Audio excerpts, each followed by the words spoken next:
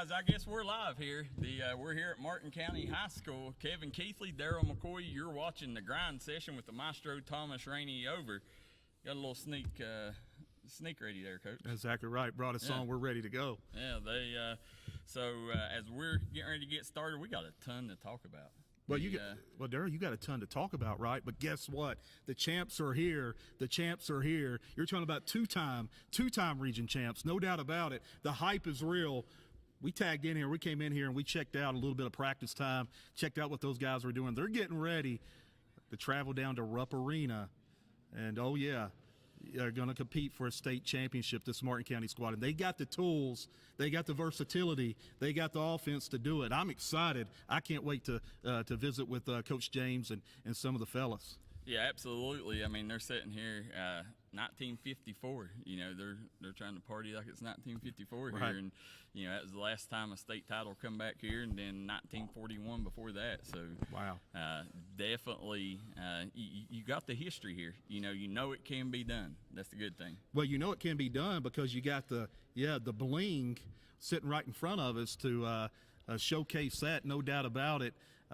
Listen, this team right here, we've said it all year, been a top 5 team in the mountains in the D&D Sports Network coverage area. Had a little bumpy ride there for a while, but guess what? They got it right back on course when they needed to. 5 in a row now, and they're playing their best basketball of the year. Yeah, absolutely. As you know, I mean, as you said, took a big bump. We're going to get to all of that here in just a little bit, but the brackets just come out.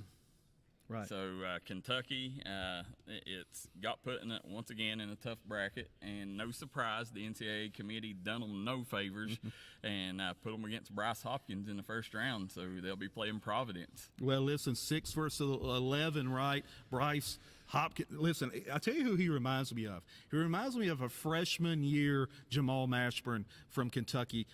Jump in your DeLorean flux capacitor and travel back in time. If you remember Mr. Jamal Mashburn his freshman year, that's kind of what he reminds me of. Physical, tough, can score in a variety of ways. He's going to be a matchup problem, no doubt about it. But I'm going to be honest with you, Darryl. Yeah, it's a tough bracket, but guess what? I like the bracket for Kentucky because there's a lot of matchups that are similar in style of play for Kentucky. Not a lot of up-tempo until you get to that Purdue team.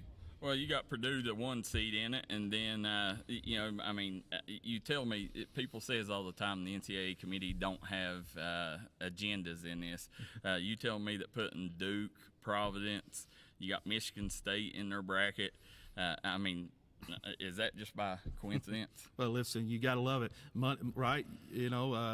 Controversy sells. Definitely a great potential matchups for Kentucky basketball, for Duke basketball, for Purdue, and of course that Providence open around game is going to be a nice highlighter for the NCAA. So yeah, you better believe there's a little bit of behind the scenes. How can we make this as interesting as possible? No doubt about it. And again, listen, I'm Kentucky blue through and through, and I always have faith and hope to the bitter end.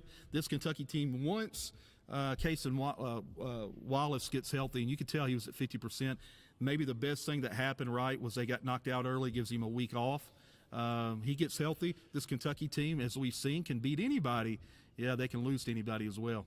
Well, Northern Kentucky also in it, and looks like they'll be facing Houston in the first round. Wow, what a tough matchup for Houston, but guess what? My guy Anthony Epps going to be jumping into the NCAA tournament once again. I coached him for 2 years. You talk about a big-time winner for the University of Kentucky. They don't get any bigger. Happy for Mr. Anthony Epps and Northern Kentucky University.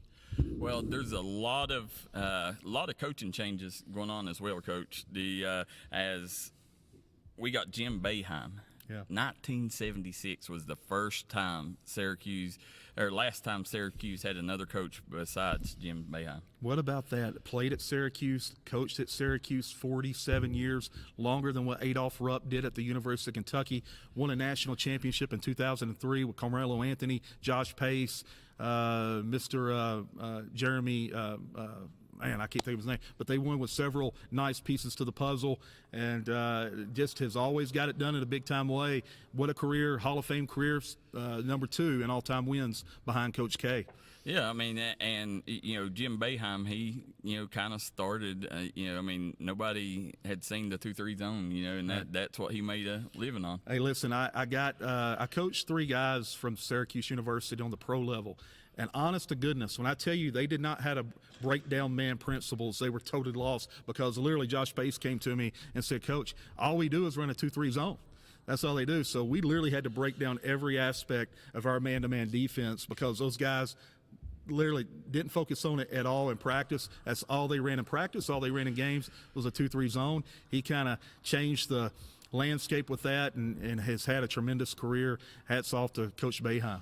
Yeah, it's Coach Rick Stansberry stepping down at Western Kentucky. Yeah. Personally, I hate to see that. Yeah. I mean, that was one of the programs that we had some connections with, and I hate to see Coach Stansberry stepping down there, but hopefully they get somebody in that will keep the WKU program where Stansberry has built it up to be. Well, there's a couple of guys that they've already kind of there's rumors out there who it could be, who it might be. Last week I was told maybe Coach Preston Spradlin could be a candidate for that WKU job. We'll have to wait and see, but definitely a pay raise. No doubt about it, Darryl, for Mr. Preston Spradlin if he heads to Hilltopperland. Well, we had Moorhead guard Brady Dingus's father in here. Well, he's still over there, so if there's any man to know, he probably knows a little about it. Yeah, what about Brady Dingus? Joined that Moorhead State program and part of one of their best regular season finishes in Moorhead State history. And Brady Dingus, an Eastern Kentucky kid, nobody works harder, you better believe it, knocking down those jumpers, staying in that weight room, setting the right culture for Moorhead State, Mr. Brady Dingus. And, you hate to see, by the way, Rick Pitino and Iona will be playing UConn in the first round. So you hate to see, as you said, COVID pandemic took the nation by storm, took the world by storm, and caused Martin County, the last time they had a chance to go to state, caused them not to get that trip. And obviously Brady Dingus and Trey James was part of that. And you seen them, you seen Trey there at the Expo cheering them on. That has to be tough for them kids. They're probably right now Martin County's biggest fans, but to know that you had it right there, and not only that, they had a chance to win that thing that year. Yeah, I talked to several people that was on that team and former assistant coach. They say, we felt like we had a real good shot to make a run at Rupp Arena, and I got no doubt about it. They had size, they had guard play, they had a great coach, they had a great coaching staff, they had everything you needed to make a deep run at the Sweet 16. It hurts them a little bit, but at the end of the day, it's a lot. No doubt about it. Redemption for Martin County. They knock off Pikeville and an absolute it was a classic, right? The comeback, unbelievable. They got it done. They showed what they can do offensively and defensively. This team, as we talked about, Darryl, there's an opportunity there in that open round where they got an opportunity to get over that hump and then make a run. I'm very excited to get to speak with them, because that game, there was so many emotions from the beginning to the end. Yeah. It's going to be interesting to see how the players was thinking in it. Yeah. So, obviously, one of the biggest stories this week is something I want to get your take on. J.J. Redick. Yeah. I don't know if you heard the comments, but was basically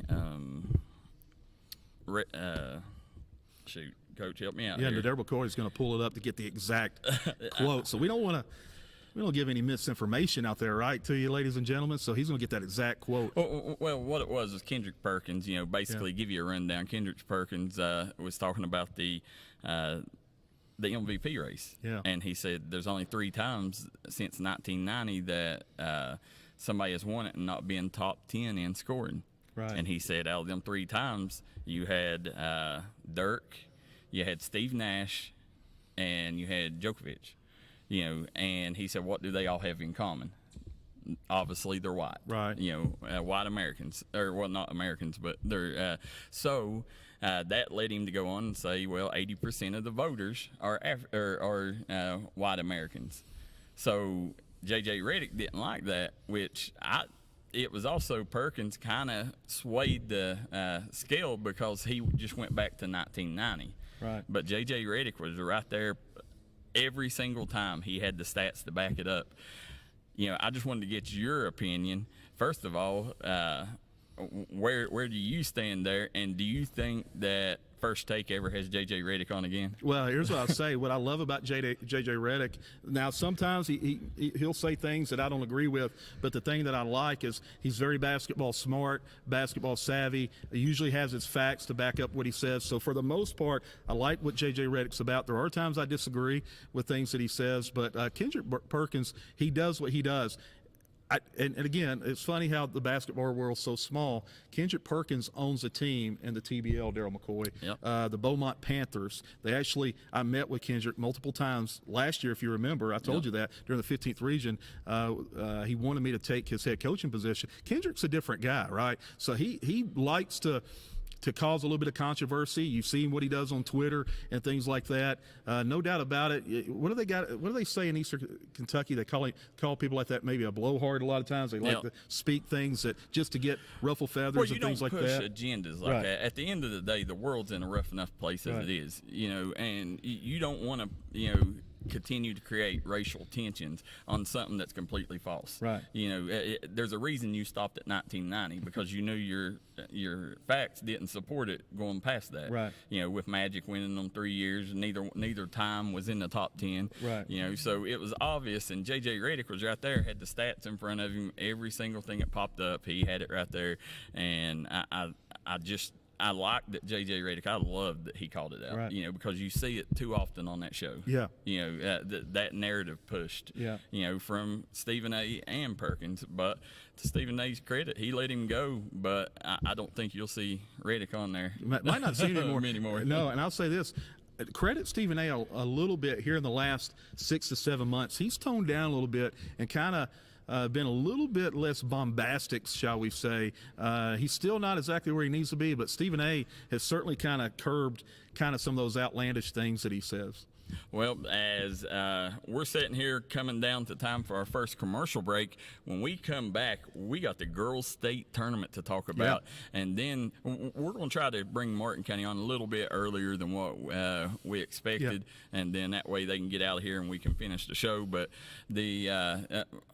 well, when we come back, we got the girls' state tournament. We're going to talk about a game that's very interesting over in West Virginia. We're going to show you how the Scott Skyhawks got to where they're at. And I also got a crow to pick with Coach Keathley. Come right back and join us. Smoking Hot Vape Shop in Inez, Kentucky carries a wide selection of disposable vapes, juice, mods, batteries, and accessories, as well as a great selection of Delta products. Smoking Hot guarantees authenticity of products and allows you to try before you buy on disposable products using a sanitary test tip. Open 7 days a week. Stop in and check them out. Find them on Facebook or visit their website, SmokingHotKY.com, for complete hours. Stop by and see your friends at the end of Route 3. 606 Hemp now has a new location in Coal Run, right outside Pikeville. For all your CBD, kratom, and vape items, come see us. If Pikeville's too far, we got locations in Painesville and Fort Gay. We look forward to seeing you soon. Stop by and see Joe Stepp at J&B Auto Sales. Right now, guaranteed credit approval. No credit, bad credit, good credit, it don't matter. Guaranteed credit approval 100% right now at J&B Auto Sales. Stop by and see them today in DeBoard, Kentucky. Crum Funeral Home in DeBoard, Kentucky is committed in giving the highest quality funeral services for a fair and reasonable price. If you don't want to have to deal with heavy financial obligations during your grieving process, come see us at Crum Funeral Home. Our staff is ready to serve you. With tax season coming up, make the smart decision with your money. Stop at Tommy's Auto Sales in Inez, Kentucky. Right now you can get cars, trucks, and SUVs at the best prices around. Tommy's Auto Sale is a proud supporter of the Martin County Cardinals and all Mountain athletes.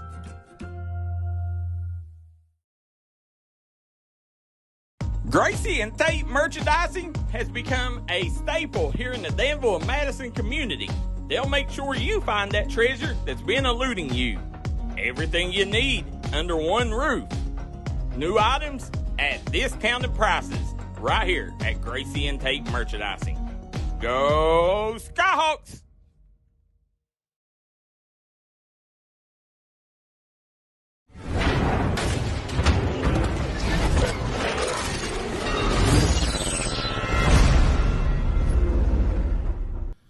We are back here live from Martin County High School. We got Kevin Keathley, the Maestro Thomas Rainey, and I'm Darryl McCoy. What a beautiful gym this is, Coach. Absolutely one of the best in the mountains. It certainly could hold a regional tournament game. Wouldn't you say, Darryl McCoy, if need be?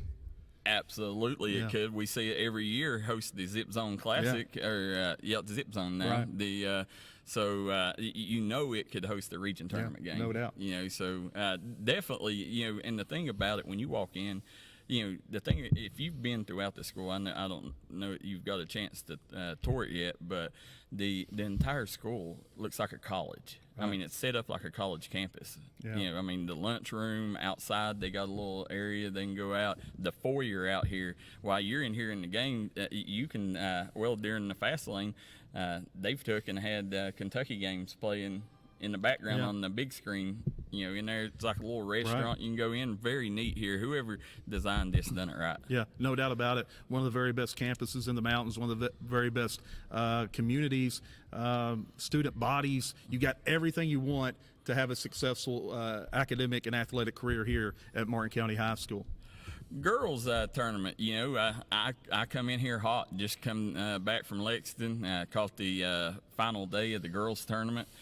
Listen, Zakiah Johnson, she deserves every bit of the awards she gets. She's a 3-time Gatorade Player of the Year, led Sacred Heart to their, I think, 7th title overall, but 3rd straight. So, that young lady is as good as any player that I've seen in the state. Well, listen, Zakiah plays exactly like her father, who, by the way, I coached in college, Mr. Butch Joyner, plays exactly like he did when he was hooping.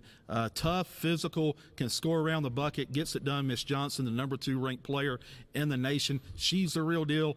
And you better believe, why does Sacred Heart go down and get it done? That young lady right there. Well, that McCracken County team, I thought they had a chance to beat them, but if you watch them, they're like a college team. I mean, they just move the ball so well. You don't see high school teams be able to run transition breaks like they do. Right. The best team in the state won the girls' state title. No doubt about it. No doubt about it. And you've seen everybody, get on, and that's an argument for another day, the public versus private school debate. Right. But nowadays I think public and private recruit about the same level. Right. Yeah, you're exactly right.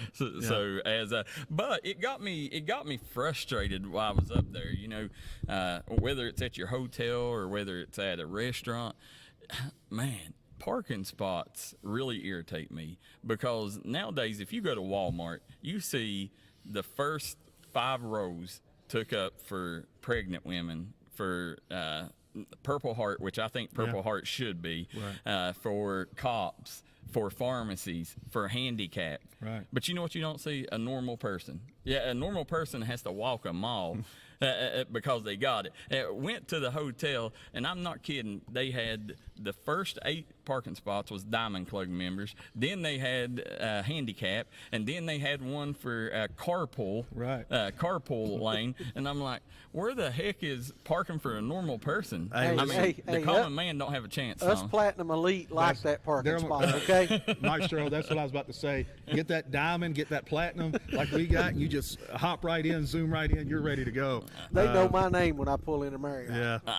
I hate going to Walmart. It does. It irritates me. I mean, the only one should be up there is Purple Heart. Yeah. I like that. Let the Purple Heart get it. But listen, pregnant women, listen, they're going to want to lose that weight anyway. Then the law enforcement, what makes them any different, than a coal miner? Well, that's a good point. That's a good point. That's just it irritates me. And then you see the pharmacy, and it just keeps going. It keeps going, keeps pushing the common man back. Right. Yeah, I'm with blue collar man ain't got a problem. No, not at all. Well, I got a crow to pick with Coach Keathley. Coach Keathley, you put this quote up. Thomas, give us the word for word this quote. Give it to Kobe Bryant, right? Yeah.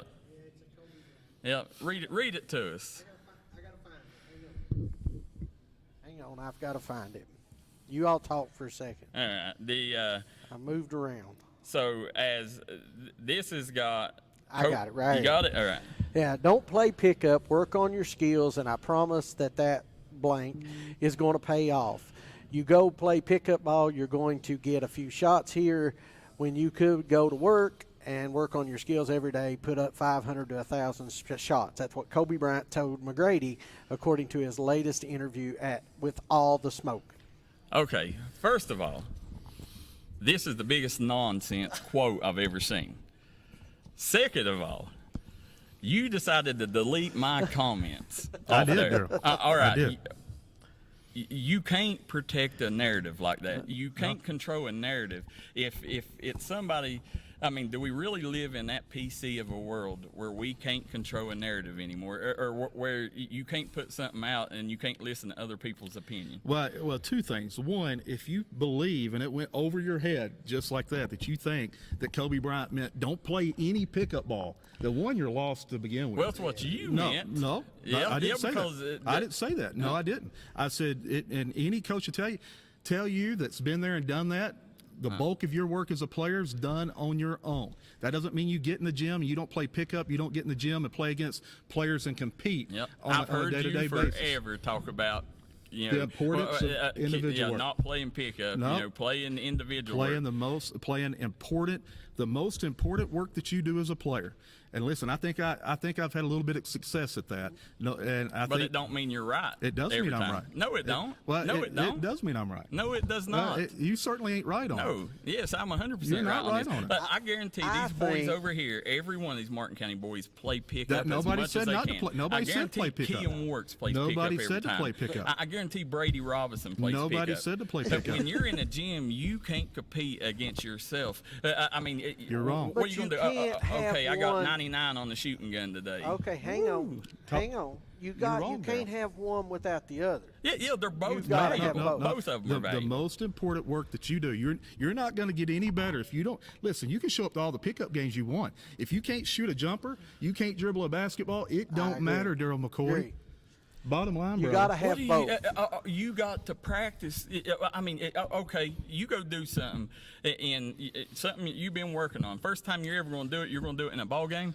And you know what the coach is going to Listen, do? Darryl. Hey, come over here and have a seat, Listen, young Darryl, man. Come over here and have here's a the seat. thing. Number one, and number two, I'm not going to argue with somebody on my social media. That's number two. protecting the narrative. No, it's not Yes, protecting. it is. You don't That's jump on you somebody. trying to You don't control jump on a somebody's narrative. social media That's you and try trying to to control. argue. Okay, how about this? It'd You be don't like me- delete on mine. You don't post on mine. I don't post on yours and argue. No, because normally I'm right and you agree No, with me. you're right. But Right. you know, there's an occasional time I'm wrong. Hey, Darryl, Coach, but- he ain't been wrong. Darryl, no, he's never been wrong. No. Darryl McCoy. It would be like me, right? No, It- that's disrespectful. No, it's disrespect. Yeah, no, it's you're my disrespectful. co-host, and not It's only are you disre- co-host, you're it's my friend. disrespectful on your part to jump on. It'd be like me arguing with a rocket scientist on how to build rockets. Now, listen, sometimes you got to be a little bit humble, No. and you got to listen and take advice and learn a little bit. Take your own advice. Right, so you're trying to tell okay, me- Here's the really, thing. you're trying to yeah, tell me? I'm trying to tell Man, you way off, bro. Yeah, no, I'm spot on. No, on you're this. not spot on. But the thing is, And it was nobody very tell you that. disrespectful Ask Brady that you Dingus. deleted my Right. that you deleted T- my no. comment when All right. when we are co-hosts and we are friends. No, All right. no, it's not disrespect. Yes, it is. That was most disrespectful. You I've can't got- tell me what I see as I've disrespectful. got a Only ton I know of- if it's I disrespectful. got a ton of comments, and all of them are saying you got to do both. Yeah, you absolutely got to do them both. Absolutely. The bulk of your work's going to come in hours and hours and hours of That getting better. 40-year-old man Remember at the that. YMCA is going to teach you a That hell of a lot 40-year-old man at the more than that YMCA shooting gun ain't going to will. get up and down the than that floor, shooting gun ain't going to will. move. Have you been to a YMCA pickup game in Eastern Kentucky, Darryl? Oh, yeah. I've Well, I been know to you many have. of I know them. you have, brother. Many of them. Yeah, you saw the same thing I saw. Yep, many of them. Right. You learn leadership. You learn competitive fire. Nobody's saying not to do it, You Darryl. learn. How are you going to play? How are you going to learn to Listen, play your defense common against sense, yourself? that went right over your head, brother. No. Yeah. The message went over your head. No, the point right. is, it was disrespectful. No, it wasn't Yes, it disrespectful. was. That It was was the most disrespectful. disrespectful thing you could have done No, is delete that it was comment. disrespectful for you to get on there You and should have argue. said, okay, it's not, I don't see it this way. That should have been it. But No. you know what you chose to do? Leave everybody's comment that agreed with you. No, I took yours off No. because you were arguing. That wasn't an argue. I was stating what the fact was. There was no facts to that. Yeah. Brother, So- how many players have you sent anywhere? Yeah, let's What roll. are you talking about? You think because you coached in? Let's roll. It don't matter. I mean, I don't even want to go into It don't that matter. because it's not don't. a How many thing like players, that. how But many? don't act like that I'm you're the asking you. only person I'm that not. knows I'm basketball. just telling you. When Don't talk. I know just as much basketball as you do. Wow. But Are you kidding here's, me? No, Did no. you hear that, ladies and Here's gentlemen? the thing I'm Are going you to kidding say. me? We've all agreed you got to do both. But Move is next it topic. not okay, Thomas? Move Put next you topic. here. Is it not disrespectful to delete Not somebody's if you're comment arguing that it, don't right? belong Thomas, with you? if you're being I'm argumentative. out of this Yeah, conversation. right. I'm trying to get us to the exactly. next All right. section. No, All right, sir. We'll go to the next section. No. Logan Ripley shot 30 free throws. 30 free throws. And now, whether this is right or not, I have a hard time, but it says in the fourth quarter, Ripley shot 30 free throws against Logan. Right. That's a lot of free throws. Well, it Right. could, but how was the game? Was it one of those games Logan was fouling to stop the clock too? I mean, a lot of times teams get behind and foul, and then they complain about the foul That could count be. being out of whack. Now I didn't watch the game, so But still, that's a lot of free throws in a quarter. I will say that 30 free throws. That's a heck of a lot of free throws. So you hate to see Logan not make the state tournament, but Scott made it. And check out this shot by Isaac Setzer. Isaac Setzer for Scott. Right now.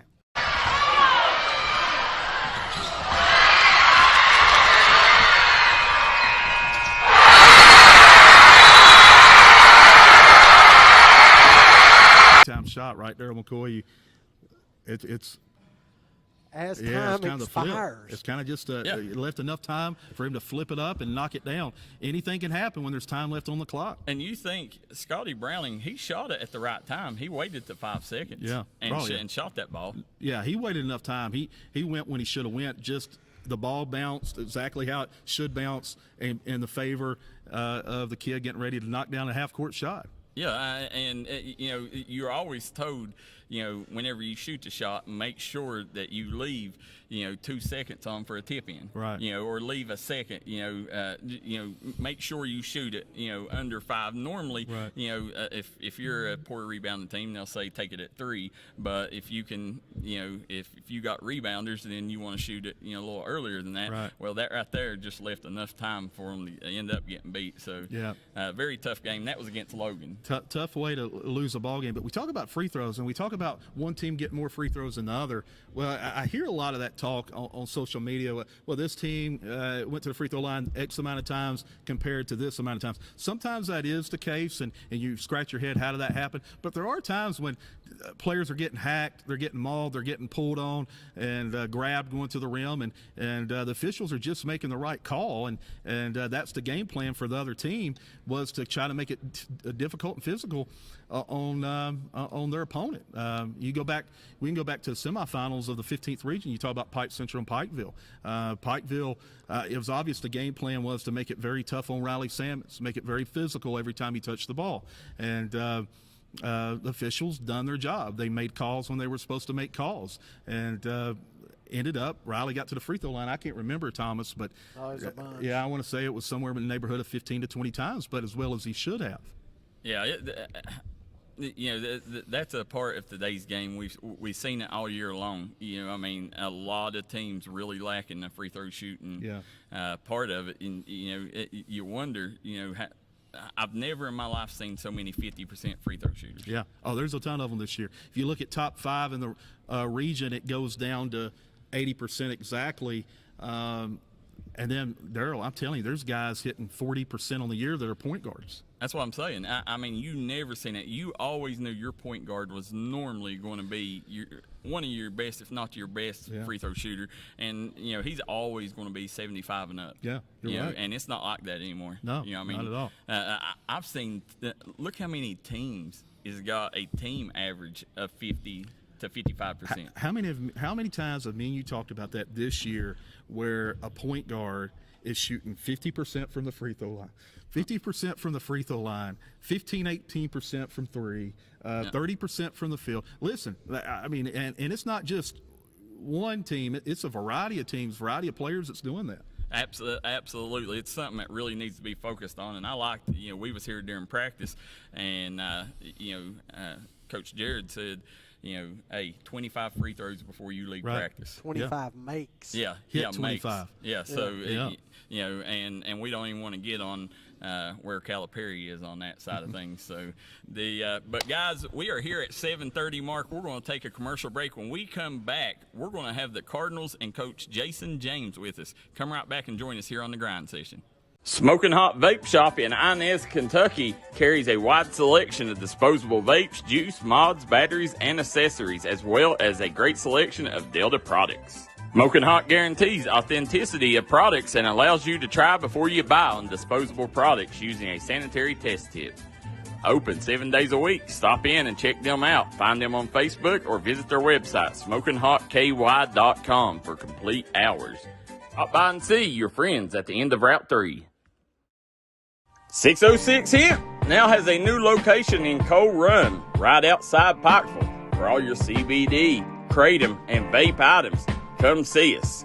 If Pikeville's too far, we got locations in Paintsville and Fort Gay. We look forward to seeing you soon.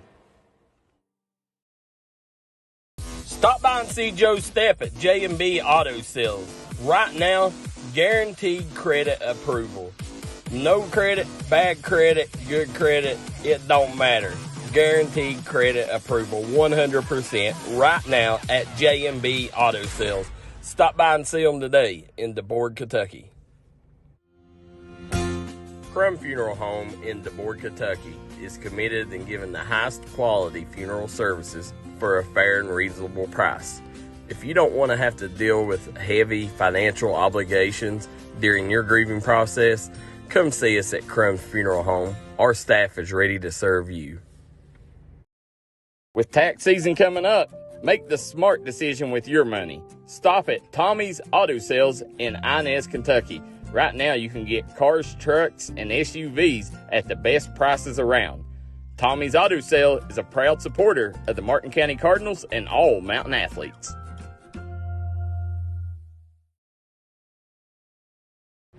Here at Appalachian Medical, our team has extensive experience in dealing with respiratory disease. That's why we specialize in respiratory products and disease management. We want to bring our knowledge and know-how to help patients live a healthier life. Appalachian Medical was developed by clinical professionals. We have more than 30 years of combined experience in respiratory disease management, case management, critical care, and more. Our respiratory therapists are skilled and compassionate. With offices in Kentucky, West Virginia, Indiana, Ohio, and Pennsylvania, let us be the ones you trust with your medical health care.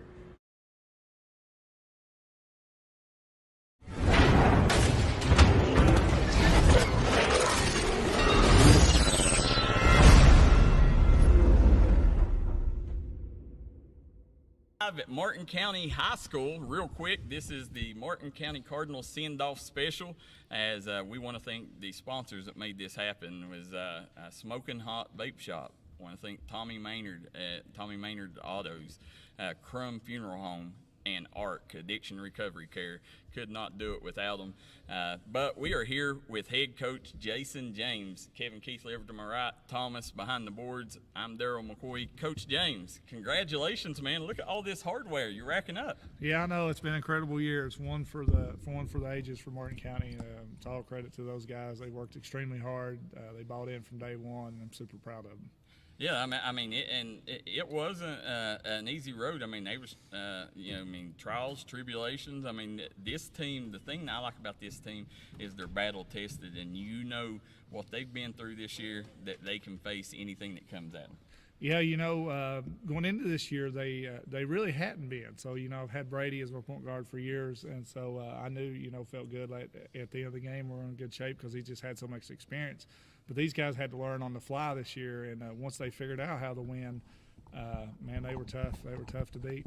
Well, as we say all the time, there's very few coaches in this region that has region titles, and you was one of them. Obviously 2020, the world was took by a pandemic that nobody ever dreamed would ever happen, and it did, and it stopped y'all short of going to state, and you had a team that could win it that year. Before that, it was 1954 and 1941. You know, I mean, getting back this year, it's got to feel good knowing how y'all was cheated before. Yeah, it feels great. You know, like I said, 2020 we were, you know, we probably went into the region as the favorite that year. Didn't make it any easier, but we still were probably as the favorite, and that's just as hard as sometimes being the underdog. But we were able to win it.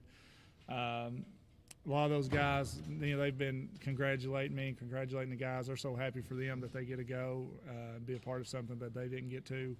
Well, we've had a great run. You know, you never know when these things, you can't take these for granted. They've had an incredible run. Super proud of them. This is something they'll remember for the rest of their life. And the thing that you got to be excited about, you know, is for the community. You know, I mean, I've never, you know, there's a big contingency of people wanting region back in schools, you know, but I always say at Martin County games, you know, you never have the problem of feeling the expo. And, you know, I think right now, you know, even going into that region championship, if you wasn't a Pikeville Panther fan, you was cheering for Martin County for what they had been through. Yeah, for sure. You know, that's what everybody, you know, outside of Pikeville's texted us and stuff. They were extremely happy for us because we didn't get go in 2020. We've been knocking on the door a lot. When we finally broke through in 2020, then of course the pandemic happened, and then we were back knocking on the door last year. Just came up a little short, and then this year we broke through again to go back to get to go to RUP actually for the first time. But you know, it's our second title in the last 4 years. Well, talk about that a little bit, Coach James. The first title. Now, right, you capture it again. Emotions different? Do they vary? Is the feeling the same as a basketball coach when you cut those nets down, or is this one a little sweeter? Was the first one? How do the emotions kind of stack up compared to each one? You know, the first one's always, you know, it's the first one, you know, and it's always extremely special. But this one's right there with it because you didn't know. After what happened to us not getting to go, this one's equally as special. Just so excited, you know, it was kind of hard to believe. I just knew Riley made that shot there because I had the perfect angle right behind him. I just knew it was going in, but, you know, fortunately it bounced our way. And, you know, it just the whole community, you know, have been unbelievable towards our guys as far as helping them, behind them. Our stands are always packed when we have a home game. I thought we had the biggest crowd all week up there at the Expo, so I'm just super thankful for them. I'm super happy for them. Well, talk a little bit about, we talked before we went on air, and you said, you know, I didn't know when the season began if this team was where Pikeville is and if we had an opportunity to cut down the nets. When did you realize as a coach during the year that, wait a minute, this team is pretty special and we got a chance to go to RUP? You know, it was early in the year at the YMT when we beat Hazard up there. Yeah. And I told our staff, I said, I don't think our guys even know how good of a team they just beat. You right. know, I knew then we could be pretty good. And then after the Hazard win, we won 17 in a row on our way to the state tournament. So I knew pretty good early on that, hey, we're pretty good, you know. So, you know, if they keep working, keep buying in, keep the team chemistry where it was at, that we're going to have a great chance to go this year. Well, you had the highs and the lows of the season, right? You won 17 in a row and just were playing phenomenal, big-time basketball, and then you kind of went on that roller coaster ride emotionally, maybe a little fatigue set in, dropped a few games, Coach. During that process, and it happens to every team, every great team, 9 times out of 10 to go through that adversity, you got to overcome it. What were you telling your guys in the locker room, how to keep them together, how to keep them moving forward and dialed into the ultimate prize, which was winning the 15th region? Yeah, well, that's what I kept telling them. You know, everything you guys want to accomplish is still ahead of you. We still had the district that we wanted to win along with the region. So everything was still ahead of them, even though we were sliding a little bit. They weren't panicking. I was panicking, the coaching staff. We were nervous wreck. What in the world's happened to our guys here? But they said, Coach, we got this. We'll be fine. I'm like, I don't know if we're going to be fine, but we got to get back on track. And it was tough because we had 3 games in 4 nights, back-to-back games, and it was just there's very little practice time. But that last week of the season, Pike Central beat us, but we played a lot better. I felt a lot better about where we were at. And then we had a great week of practice leading up to Johnson Central game. And so I felt good going into district that we were going to be able to hopefully get back on track. Well, during that run, you know, lost 8 games in a row there. When did you really start worrying in that run? Like, was it the 3rd game in a row, or was it because you was 18-2 at one point? Yep. You know, when we lost to Johnson Central at home, I kind of got a little worried because, we lost at McGough, which is always a tough place to play. And but when we lost at home, because we usually that was the first home district game we'd ever lost since we've been in this building. So that one hurt a little bit. But then I kind of got a little worried then. But, after showing the guys the film, all the easy baskets we're missing, I said, guys, these are shots you should be making and you're going to make going forward. It made them feel a little better that they realize it's not something they weren't doing. We're just not making the shots that we should be making, and just keep fighting. It'll start to turn around, and unfortunately it did. Yeah, well, one thing that I've seen, and you always do, during the regular season, you always try to play, you would platoon it if you could, and then we see every postseason you kind of tighten that roster down. Right now, does it kind of feel like, in the locker room, these guys are going to war for each other, and are y'all in the right mindset going down the road? Oh yeah, they're loose. I can tell you that. It's hard to keep them reeled in at practice. They're flying around. They're super excited. They're loose. I think they're ready to go. It's been hard on the weight all week to get a go, but man, they're extremely excited. I think they're ready. But yeah, during season is so long. We play 30 games in Kentucky. You gotta play 7, 8, 9 guys early in the year just to keep the legs fresh and stuff like that. And then it gives other people opportunity to step up. So then, of course, as the year goes on, you kind of tighten it up once you get down to crunch time. Well, I got to think that you ain't buying many dinners here in Inez right now, because you've kind of joined the elite company. When you join that, it's kind of like Calipari. When you win that second region title, that puts you in a whole different group. How does that feel for you as a coach? It feels great because, even though we won 2020, as part of you feels like maybe you didn't win because you didn't get a go, yep. Which it's terrible to think like that, even though you did win.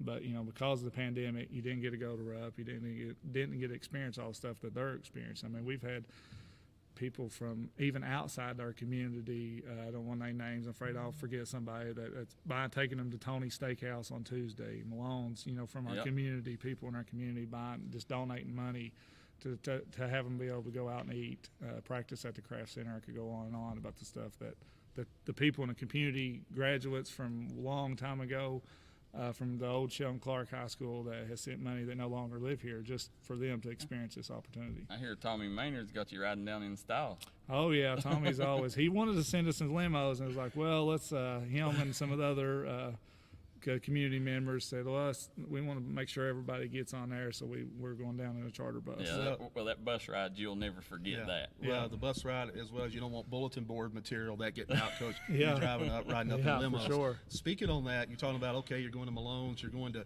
Tony's Steakhouse. They're taking care of you, Coach, as well as they should. But as a coach, and we talked about it, postseason play, a little different. You're preparing, you're getting ready. How do you balance that with preparing the guys and keeping the guys where they need to be mentally and their competitive edge there? How do you balance that as a basketball coach? Where are you at on that? Well, I'll be honest, the district and region was pretty easy. They were dialed in. Now this one's a little different because it seems like everything is going on around them, with going around to the elementary schools and all this stuff that we have to do, and they deserve to have it for them. So the food, the pep rallies, the YMT, you guys, just everybody wanting to talk to them. So it's been a little different getting them dialed in that, hey, listen, you guys are good. You guys can go down there and win a game or two. Douglas is obviously one of the favorites, but now they're pretty good too, and they've played a heck of a schedule. Well, I like that, and we'll get to that in a second. But I like that, where you was talking about Orgo. In 2020, it didn't feel like it because you didn't get to go. I've even seen media companies around here. They'll talk about region coaches, and I don't think. I've seen some of them leave you out, and you're like, whoa, no. he won one, you just didn't get the chance to go down. But I think this one here will kind of solidify it, and if anybody ever questions, now, you got the hardware, you got the resume to back it up. You are one of the best coaches to come through in the last 20 years because, there's not many who's done what you've done. Yeah, well, the good thing about coming from a basketball county, everybody here is a coach, and that everybody in the stands, they're coaches. Coach King told me that, the late B.B. King told me that about Knott County. He said, man, there's 1,000 coaches in the stands every night, and I said, you know what? There's 1,000 coaches in Martin County in the gym every night. So, you know, coaching's a tough business. You know, they love you when you're winning, they hate you when you're losing. So, but we know what we signed up for. I just, you know, the kids get all the credit for me. You know, I mean, they're the ones that work hard. They're the one that buys into what we're telling them. We just try to put them in the right spots to be successful. Well, I know Coach brought up Frederick Douglass. Thomas, let's take a look at the tail of the tape. Tell us how Frederick Douglass matches up with Martin County here.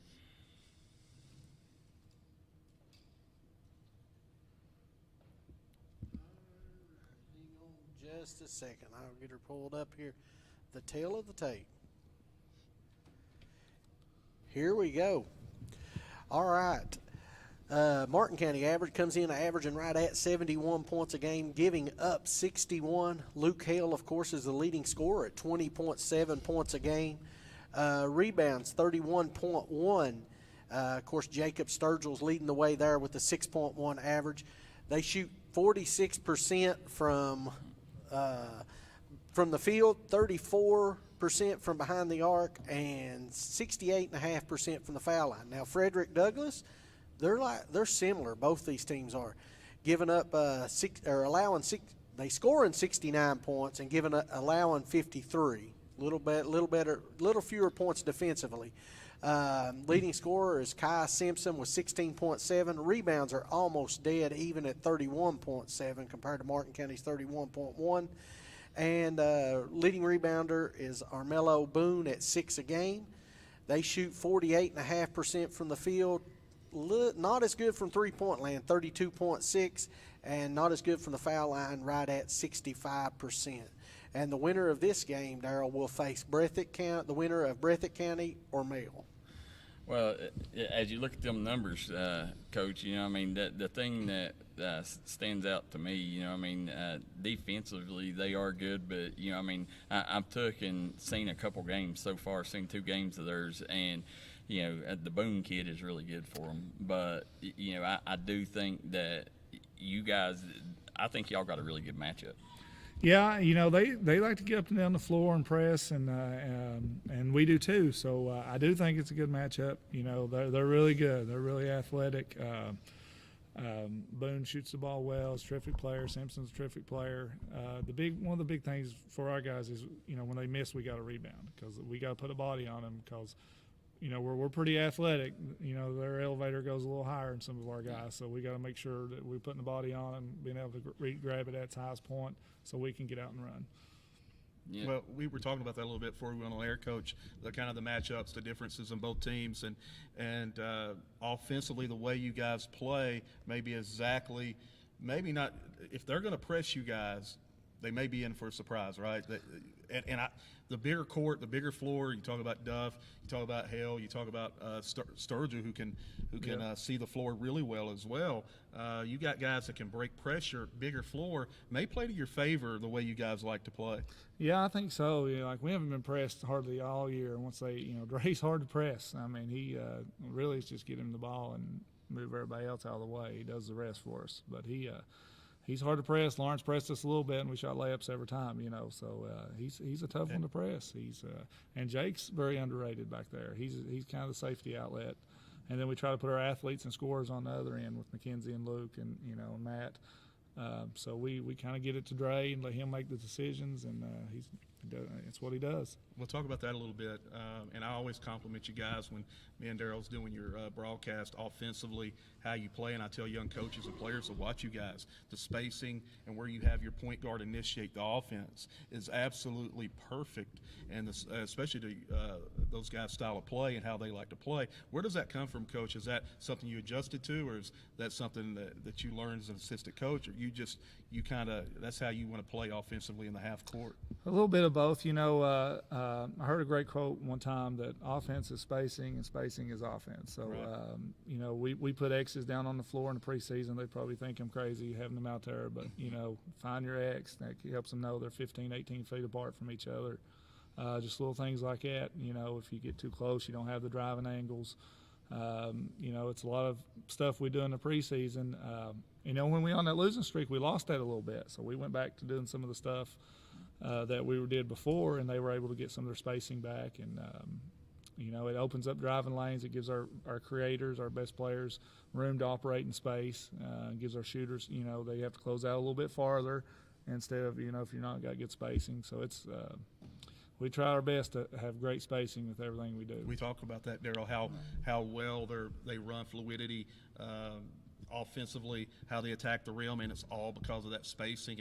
And I'll say it and I'll say it again, is in the 15th region, there's not a better half-court team. As well as you guys run, half-court's where you guys are really lethal. Yeah, obviously we want to play up and down, but, with Dre, because he's so good with the ball, we're able to control the pace a lot. So we can win in a half-court game just as same as we can win up and down. Now, we prefer go up and down, but with him, he makes it easy for us to control space or control the pace of the game. So if teams are doing stuff like zone and stuff like that, we're still able to do what we want to do as far as run our sets and run our offense and stuff.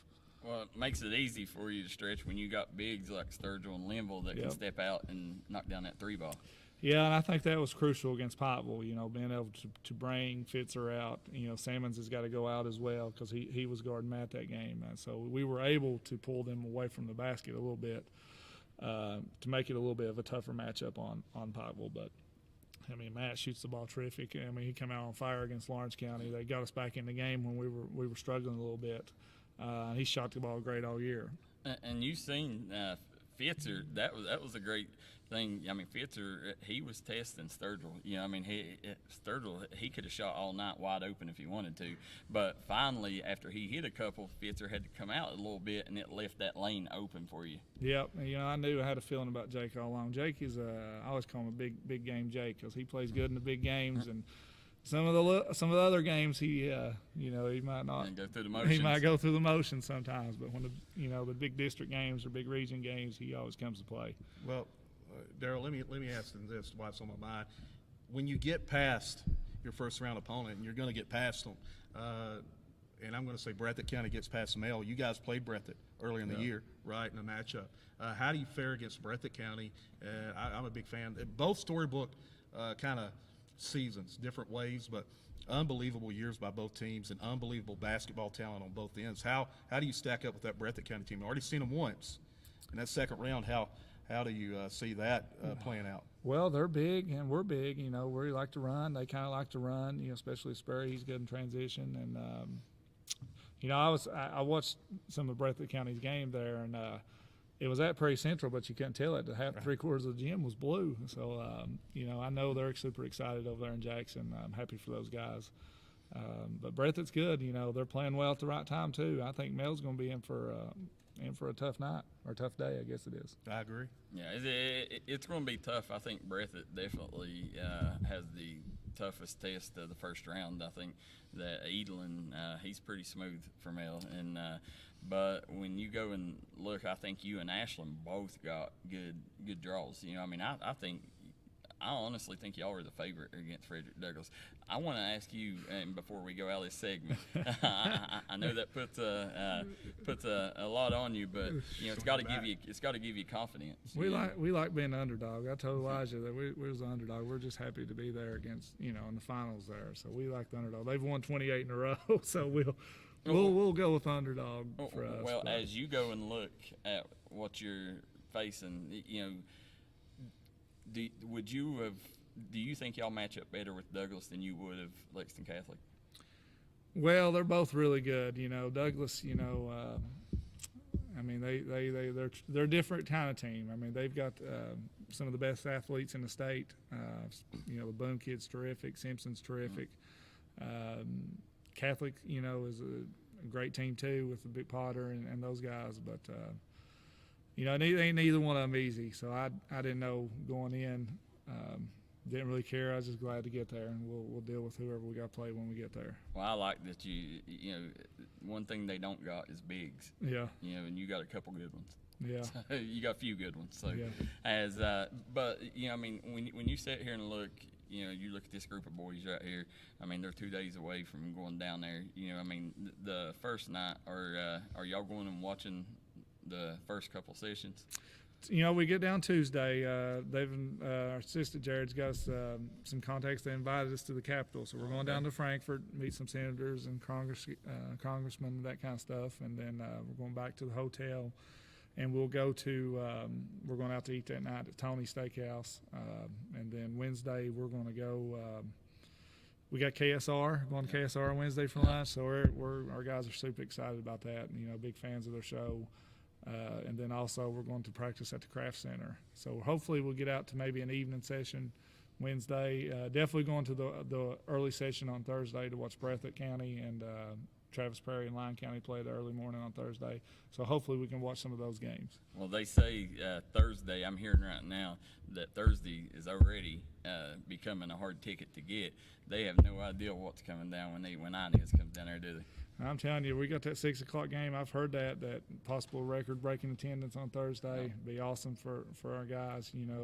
Coach Cook at GRC is a big friend of mine. He's coming out, and Dylan, assistant there, they're coming out right behind us to play North Laurel. They'll probably have 15,000 people cheering against them, I'm sure. So he's up for the challenge. Our guys are up for the challenge, so it's going to be fun. Yeah, I don't know whether you know, but Coach James' nephew, Trey James' brother Dylan, coaches. His former assistant coaches at GRC. That's so right. a little 6 degrees separation there. Yep, yeah, it's kind of cool. I took Texans with Josh before they played Mason County, so I was rooting for Josh and him that they'd be the game after ours. I thought that would be pretty cool with Dylan and being able to come out right after us. So I was a big Cardinals fan that night. Oh. Well, I'll tell you what, Coach. We're going to take and end this segment because we want to get to the boys here. But we talked about you not buying dinner in Inez and stuff. Well, you was talking before. The boss had told you chop, get home. So I don't think you've been caught any slack air. Are you? No, she's still normal there. No, I'm good there. She said so. She said she'd be watching. Yeah, you still haven't taken garbage out. Yeah, She keeps me busy. That's for sure. Yeah. All right, guys. Coach Jason James, Martin County Cardinals. Guys, come right back and join us as we got the Cardinals roster right here in front of us. Come and join us on the grind session. Smoking Hot Vape Shop in Inez, Kentucky carries a wide selection of disposable vapes, juice, mods, batteries, and accessories, as well as a great selection of Delta products. Smoking Hot guarantees authenticity of products and allows you to try before you buy on disposable products using a sanitary test tip. Open 7 days a week. Stop in and check them out. Find them on Facebook or visit their website, smokingHotKY.com, for complete hours. Stop by and see your friends at the end of Route 3. 606 Hemp now has a new location in Coal Run, right outside Pikeville. For all your CBD, kratom, and vape items, come see us.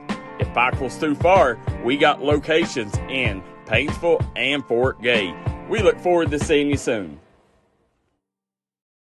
Stop by and see Joe Stepp at J&B Auto Sales.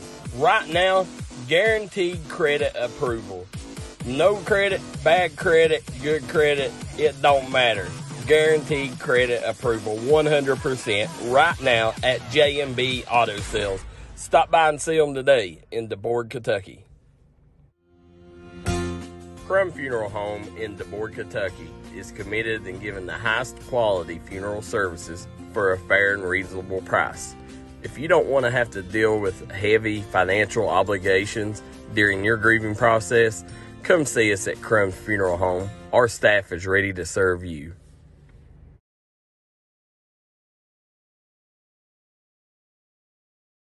With tax season coming up, make the smart decision with your money. Stop at Tommy's Auto Sales in Inez, Kentucky. Right now you can get cars, trucks, and SUVs at the best prices around. Tommy's Auto Sale is a proud supporter of the Martin County Cardinals and all Mountain athletes. If you was pushed out of the area because of loss of work in the coal industry, look no longer. Jim Marr is here for you. Jim Marr is now hiring for all positions in the coal field. Stop by their offices in Logan, West Virginia or in Wheeling, West Virginia and apply today.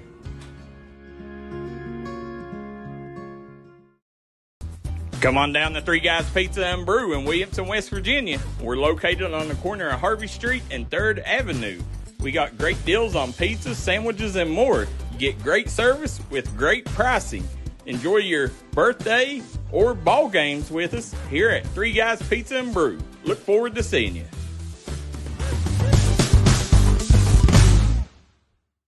Southside Buildings and Carports and Southside Shed Hunters of Louisa, Kentucky offers shed hauling services up to 16 by 52 long buildings.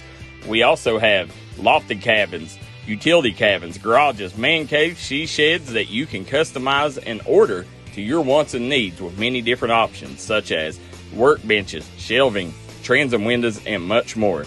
You can go to the location or buy using 3D Builder's online order system. You can build right from your own home. We offer metal garages and carports that are built to any size and installed right on your property.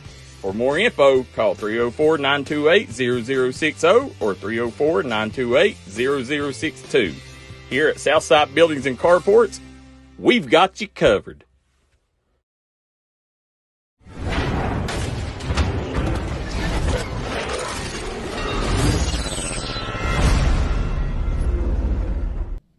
Welcome back to Inez, Kentucky here at Martin County High School. We got the maestro Thomas Rainey on the boards, Kevin Keathley, I'm Darryl McCoy, and we got the Martin County Cardinals region champs here with us, Coach. Region champs, the champs are here. Yep. Oh, yeah, and they're ready to speak their mind on a variety of topics. I can't wait. I'm excited. You know, as you look, I don't know there's a better-looking group of boys when you take a look at their stats. What other team has, a couple shooters on the wings that can give you, 25 a night if you really needed them to? Who's got a couple, very solid bigs? You got the best shot blocker. You got one of the most physical forwards in Sturgill, and then you got the quickest point guard by far in the region. Well, the thing about it is, and we talked about Luke Hale, but guess who we didn't mention was Mr. Braden McKenzie. Mm-hmm. What a performance he's had in the postseason, maybe the most consistent scorer, because game plan scouting, they say we're going to take Mr. Luke Hill away. You're not going to take him away, ladies and gentlemen. Just going to tell you that. But they limited him at times, and Mr. McKenzie stepped up to the plate time and time and time again. So you've got multiple scores, and as you said, and this is a really good comparison here, Duff is kind of the Mr. Babyface assassin of this year. The quickness, the speed, the ability to control tempo. He kind of a lot like Kim Works, Duff, kind of playing that role this year for Martin County. That's not a bad analogy. Is when you look, and the thing about Martin County is they got such a strong bench. When you take a look at their bench, you got a top five, what I consider one of the top two perimeter defenders in Peyton Davis. You got Devin Maynard, you got Blake Maynard, you got Ethan Farrell. Who am I leaving out here? As I'm sitting here looking, but that's the thing that makes them so dangerous is they all know their roles. Yeah, and they got an identity. Well, that's the thing. Anytime a team has an identity, you look at the teams that won big this year. They had an identity, and Martin County knows who they are, and they know their strengths. And that's something that people don't understand. You can bring in an Ethan Farrell. You can bring in a Maynard, and you're not going to miss anything in terms of ability and importance on the court and continuity. So you got multiple guys, and of course we always talk about Mr. Peyton Davis, the glue guy. He does all the little things that makes everybody around him better, can defend, works hard, can knock down shots, can handle it. So he can play a variety of positions, do a variety of roles for Mr. Coach James. So there's a lot of guys that Martin County can turn to, foul trouble, whatever the case may be. They can turn down the bench and say, look, go make it happen. Yeah, he's one of them foxhole guys. Right. But as we're looking, cool hand Luke Hill here. Luke, obviously, Pikeville didn't make it easy on you, man. They come out and they defended the heck out of you, especially there in the first half there. You kind of got loose in the second half. That had to be the hardest points you've ever worked for. Oh, yeah, for sure. I come out and I hit a quick shot, and right after that, they stuck a guy on me. Yep. He was guarding me up close, and like you said, I really had to work to get open. I had to really use those screens, and had to make the best of it when I did get it. Yeah, the thing I like about Luke, Coach, is a lot like Rip Hamilton. He does a really good job at cutting to the basket, coming off screens, rolling around screens. He's working when he don't have the basketball. Good players understand the importance of coming off screens, cut movement, NBA cuts, V cuts, whatever the case may be. They understand how to get open. And Luke, I wanted to ask you, you understand how to get to your spots on the floor, but what you do really well, as good as anybody in the region, is you sell contact really well. Is that something that comes natural, or do you work at it when you feel that physicality? Okay, now I'm going to make sure the ref knows that I'm being held, I'm being bumped, I'm being pulled. Is that something that kind of came natural, something you've worked on, because you know you get probably the best or second best defender night in and night out? It's really kind of something that I've worked on definitely more this year than any year I've played yet. You know, I think it was Betsy Lane when they first started guarding me like that, or it was actually Pikeville in the All-A. And then Betsy Lane was one of those games when, you know, I let my anger get the best of me, ended up fouling out. And I think ever since that game I really realized that, you know, there's nothing that I can do, you know, to get around this. I can't shove off. I can't push off. So what I'm going to have to do is I'm going to have to, you know, sell that I'm getting shoved. Because complaining don't make it any better. You just got to show it. Yeah. Well, that's the interesting thing. You know, I mean, coming into this year, you started hearing, you know, behind the scenes people saying Luke Hill was a Player of the Year candidate, you know, and then, you know, he come out really there at the end of the year. He showed why he is in that top 5 conversation. But talking to Braden, you know, having a player like Luke beside you, a guy that can come out and give you 25, 30 a night, you know, I mean, you had an explosive offensive year. You know, how much easier does that make your job knowing you got somebody on the other side that can give you that kind of production? It makes it a lot easier, just knowing that I've got another guy that can, you know, put up buckets. Yeah. You know, when we need them. If I'm being face guarded, he can score for me, and if he's being face guarded, I can score for him. So we just work for each other. Yeah, and it's got to help too that normally the best defender is going to go on him, ain't it? Yeah. So but you know that's when you look at their size, Coach. I mean, look at them 2 wings. I mean that's next level size. Well, they got size, they got athleticism, and Mr. McKenzie, we talk about what Luke Hale does offensively that helps your job a little easier, but you make his job just as easy because now they got to key in on you on the perimeter as well. I mean, you were dropping 20 plus. What was it? Multiple nights, maybe in a third night as well. I mean, you played as well as anybody in the region. Your game has evolved. I don't know necessarily if your game has evolved, but your confidence level has continued to evolve. When did you kind of turn that corner and say, you know what, I'm one of those guys. I'm that guy. I can go put the ball in the hole anytime you get me the rock. When I figured out I can just get to the basket whenever I want. Right. I worked at it all summer. It's hard work, but paid off. Right. You put that individual work in, right? Yep. Yeah, that's exactly right. Mr. Sturgill, a lot goes unnoticed if you're not a basketball coach or if you're not basketball savvy. But what I notice is you're a guy that's very court aware. Does Coach James kind of allow you to be that guy in pressure situations to handle the ball a little bit, make decisions, and do some different things? Because you do a great job pulling people out. But what people don't realize, if you're not really watching the nuances of the game, is you can really pass, see the floor really well. Do you take pride in that? And is that something Coach James has kind of said, look, that's part of your role on this team? Yeah, whenever they pull me out, it really gets their big guy out, so it gets the paint open, and then it's real good for backdoor cuts whenever they're out on me. Fake handoffs for Luke, and he backdoors a lot. So yeah. Right. What was Coach James telling you that Coach Justice wasn't committing all the way to Fitzer coming out all the way? He was bringing him to the elbow. He said, come to the elbow, but don't go to the three-point line. Was Coach James saying, look, if he doesn't come to that three-point area, knock that three ball down, or was it just something on instinct? I got that open look, I'm going to take it. Oh, he was telling me to shoot it. Right. Every time he wouldn't come out on me, he was just telling me to let it fly. And it was money every time, Darryl. I think he hit 3 in the first half. No, I mean, Fitzer gave him a load of room. I mean, he had that shot all night if he wanted it. You know, I mean, even after you hit a couple, it was like they still wasn't respecting it. But the thing, you know, this team we see the wings, we see the bigs, but you know, it's all driven by Dre Duff. You know, Dre, your ability to break defenders down, get in the paint, find open guys. You know, I mean, we see you can normally, if a guy's playing up on you, I mean, you're going to blow by them. You know, but being able to have pieces like that to kick out to, how much does that feel? Does it make you more comfortable going in the paint and knowing that you got outlets? Oh, yeah. I mean, I can go in, I can pass it to every one of my teammates, and I got confidence they can score.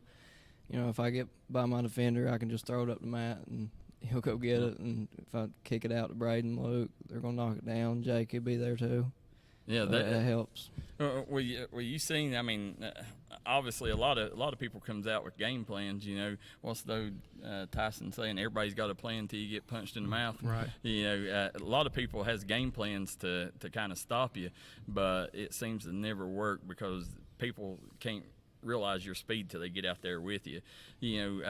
Knowing what kind of defender gives you the most problems. Probably the one that, kind of lays off of me a little bit.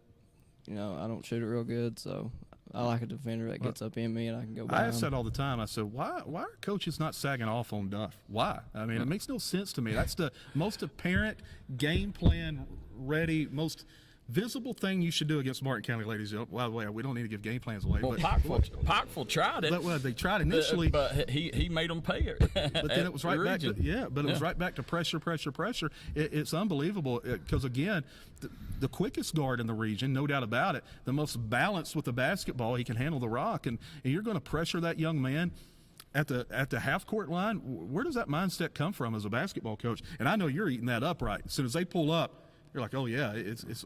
I'm attacking the rim every time. That's why I was starting offense from way back to try to get him to come up a little bit. Right. Yeah. Is that something Coach James says, look, this is where we're going to initiate offense, or is that something your dad or you understand, look, high-level PGs, college pro, they start that offense at that half-court line. Is that something that you do naturally? It's something kind of a mix Coach James has preached to you guys to initiate offense there? Well, I mean, I kind of understand that.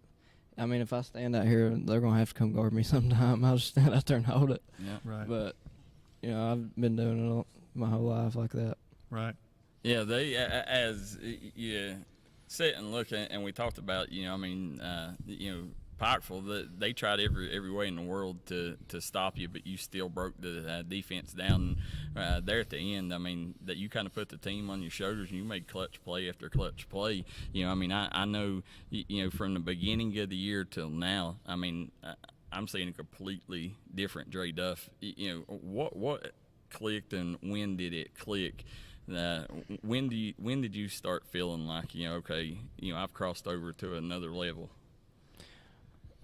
After about the second or third game, I kind of got in the groove of it. I didn't play much last year. I played a little bit, but after about the second, third game, I picked it up pretty quick.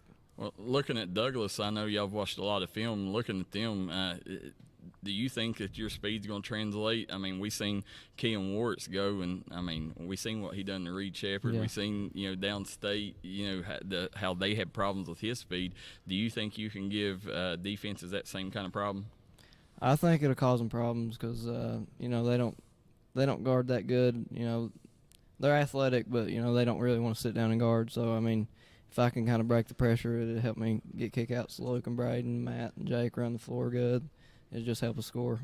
Yeah, Matt, you obviously, there was a couple games where it looked like things was slipping, and you was kind of that spark plug, whether it's hitting shots outside or, blocking shots.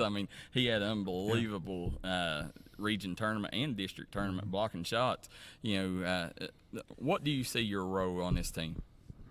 I just got to help everybody get energy. I'm the senior. I got to make sure they're doing their jobs while doing my job. Yep. So I just got to be there to support them, and when they're not doing it, I try to get them going. Yep. That's the thing that I like about him, a la a Ben Wallace, or somebody. He knows what his job is, and that's, although Matt Linville can step out, stretch the floor. He can take you off the dribble. He can hit the mid-range if he has to, but he knows his primary job is to rebound and defend that rim. Well, that's the thing about you. Whether you guys are going 5 out or playing a different offense, you fit in. You can knock down the 3 ball. You can play on the inside, block shots. You rim run really well. What does Coach James tell you in terms of role on the team? You said energy, effort, and enthusiasm, but in terms of being a big-time difference maker, and those are difference makers, but I'm talking about the physical part of the game. What is it that you believe, okay, I'm that guy, and I need to be that guy for Martin County? Obviously, I feel like I'm probably the most athletic on the team. I can jump the highest. I can run pretty fast. Coach says I'm the fastest big in the region all the time. So Right. Yeah. Yeah, that's and I don't think you could argue with that. No. I mean, that's the thing.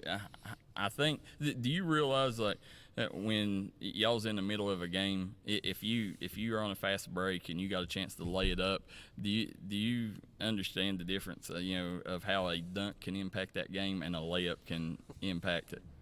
Yeah, dunks give a whole lot more energy. You hear the whole crowd go off. I mean, the crowd's been one of our biggest things this whole year. So when you can get that crowd going, it gets the rest of us going. Yeah, right. It hurts the team's morale too. I mean, whenever they see that, so that's the other flip side of it. Going back to Peyton, all year long, I mean, you've battled a couple of injuries. You've come back, and you're a lot like Matt. You know your identity on this team. You know that they don't need 20 a game from you. They need you to come out and stop the other team's best player. They need you to help rebound. They need you to kind of be that tough guy. Is it hard sometimes knowing that you can do more, but that ain't your role on this team? No, I mean, my coaches get me where I need to be on the court. And I know how to play my defenders and stuff. Yep. I like the role I have on defense. Well, does it help you as a defender being able to go against a Luke Hale, a Brady McKenzie every day, or a Dre Duff? Yeah, I mean, I got 2 or 3 of the best scorers in the region on my team. Yeah, so that helps me out a lot. Being a glue guy, and we talk about that, sometimes players don't like that terminology, but that's a huge compliment to you in the sense that you can provide a lot of different things for this basketball team when you step on the court. An extra ball handler, extra shooter, extra defender, do a lot of different things. Do you take pride in being that guy that can supply versatility, maybe a 6th man of the year type guy this year, no doubt about it, in the D&D sports coverage area of what you provide to the team? Do you take pride in that? Yeah, I mean, my favorite part of basketball is defense. And right. My defense helps our team with a lot of momentum. And momentum is a big part of basketball. Well, it shows, Darryl McCoy. I mean, you take a lot of pride in it, not afraid to take charges. And your impact throughout the season, there's been multiple games this year where not only did you defend well, but you scored well, and you were a big part of that backcourt with Duff and did a lot of good things. So, your versatility is very important to this basketball program, and I love that you take pride in the number one aspect of your game, which is the defensive end of it. Yeah, and when you take I thought Martin County played really well whenever they had the 2-guard lineup with him and Duff in. I thought they played really well there, and that's something that I hadn't seen them 2 play together, until their region. So, because I didn't get a chance to watch them a lot, but as we're sitting here looking at these at the other 3 that makes up this Cardinal, Blake back there, Blake, is you taking look at where y'all's at. You was part of that 2020 team, right? You was the 7th. Was you a 7th grader then, or 8th? I was 8th grade, I think. Yeah, they does it feel different? Does it feel like you're going for the first time? Yeah, I mean, COVID put us out the first year that we won it. I mean, I feel more part of the team now.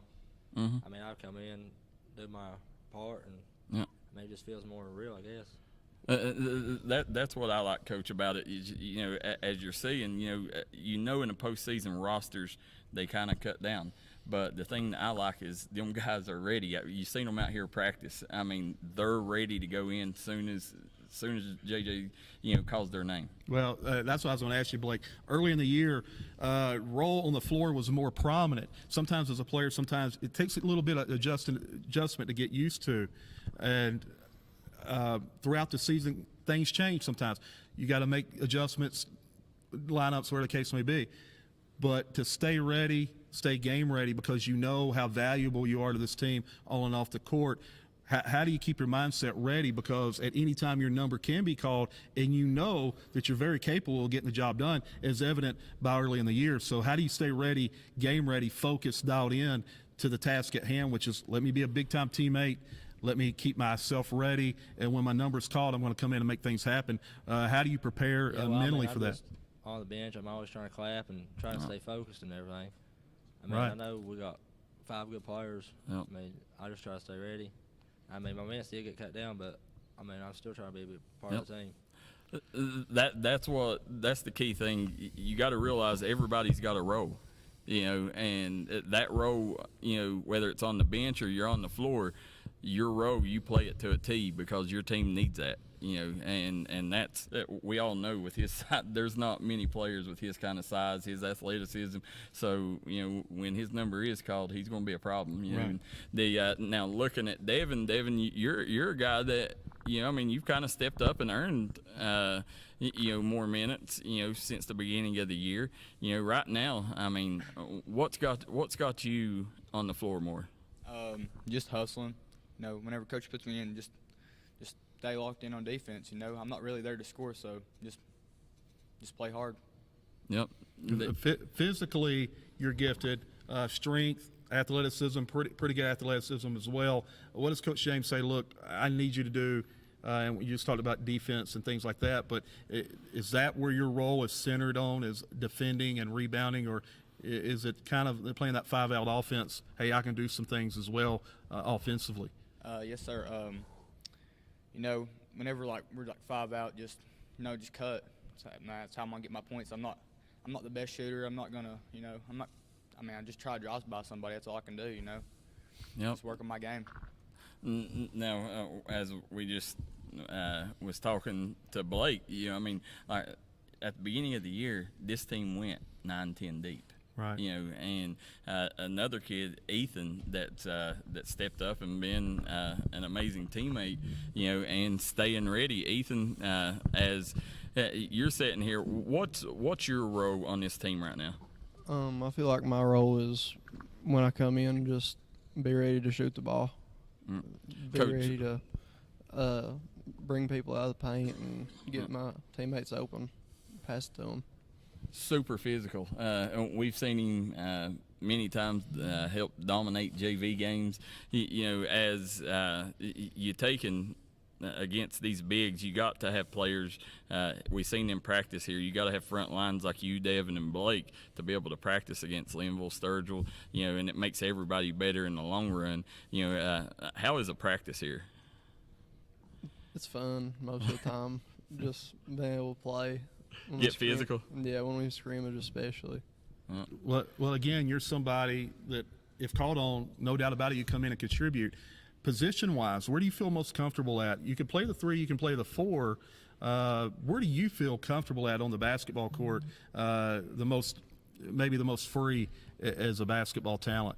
I feel the best coming in as a 3 because you get to shoot more, really. Right. And you get to guard somebody that's not too big to guard. So. Right. That's true. Anytime you get to shoot the rock a little more, that's always a good thing, Darryl. As we sit here, Luke, Lexington is obviously something you dream as a kid, going down there. What do you think the feelings are going to be like first time you step on that floor? I feel like this is this is, like you said, a big dream of mine. And, I was on that 2020 team. Yep. And the excitement that year was crazy, too. I knew that I probably wouldn't get to see the floor much, playing-wise, but I knew that, just being able to be out there in front of all those people and playing on Rep Arena was going to be an awesome feeling. And, the heartbreak from not being able to go to that just, helps me be even more excited this year because I know that we're actually getting to go, and I know that I'll be a big part out there on the floor, get a play on it, and, I feel like it's going to be a feeling that I'll never forget. Well, no, and the thing is, you guys will be down there in the hollowed halls of Rupp. You'll get a walk where, Anthony Davis has walked, where John Walls walked, DeMarcus Cousins, y'all will walk them same hallways. And you get to go out there on the floor in front of that crowd. And, as from what we're hearing, that place is, it's coming to a sellout, on that nightcap. Being able to, what do you tell your team as being able to come in and tell them as a leader, like, how do you keep them humble and make sure the lights ain't too bright? Let's see, I always tell them, I'm like, I know we're good boys. We got athleticism, we've got shooters, we've got height, we've got strength, speed, and there for a while, when we won the All-A and went up there to EKU, everybody's heads were big then because, we've been on that big winning streak. And, you know, I tell them we went on that losing streak. You know, that just level-headed everybody. I feel like, you know, because we thought we were the big dogs at the time, and you know, we didn't think we'd walk in the gym. We didn't think anybody could compete with us, no matter who it was. And Evangel, they showed us, you know, that you know we're good, but we're not where we need to be yet. So we got to keep working. Yep. And we went on that losing streak, and it helped us figure it out. And we ended up getting our heads back the right way. You know, not having too much confidence, but having just the right amount. Going through districts and region, here we are. Well, as you know, obviously, Dre, you know, the All A was a great thing, and you know, it's something special, you know, that not many people has ever accomplished, you know, but to be able to win them both, does the 15th region tournament, is it kind of seem a little bit bigger for you? Oh yeah, it feels a lot better when the 15th region than the All A, that's for sure. Yeah, they now.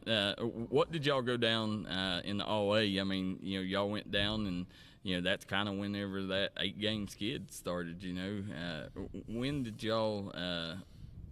You know, what went different there? I mean, we beat a real good Harlan team, and after that we played Evangel, and they really just manhandled. I mean, it just killed our confidence, I think. Then after that, you know, we just wasn't the same for a while. I mean, we kind of felt the same, but you could just tell playing we just wasn't the same as we was before. Well, the synergy and energy coming back off that, it's always you come off that big high, especially as a high school group. You're young. It's hard to keep those emotions in check, so you're sky high. You come back off that 15th region win, Class A. Yeah, you got handled by Evangel a little bit, so you come back. So you kind of flatlined a little bit in terms of the energy and the synergy. What got that back to where it needed to be? Was it Coach James kind of bringing you guys in the locker room? Was it the guys coming in and saying, look, we got to get this turned around? Or was it something on the court, a moment on the court that just kind of changed things and put the trajectory back in place? Well, we just come together as a team. You know, we're all close, and we just come together and said, I mean, if we just keep playing like this, our season's going to be over quick. And, you know, none of us want to do that. We all want to go on, win district and region, and, you know, we got it together. Right. Let me ask Bryson Dowles a question. He's way back there. Bryson Dowles, the 7th grader, right? You're part of this run that Martin County's on. Mr. Logo, as we nicknamed you, covering your games. You know what you can do. You know your capabilities and ability, especially on the junior high level.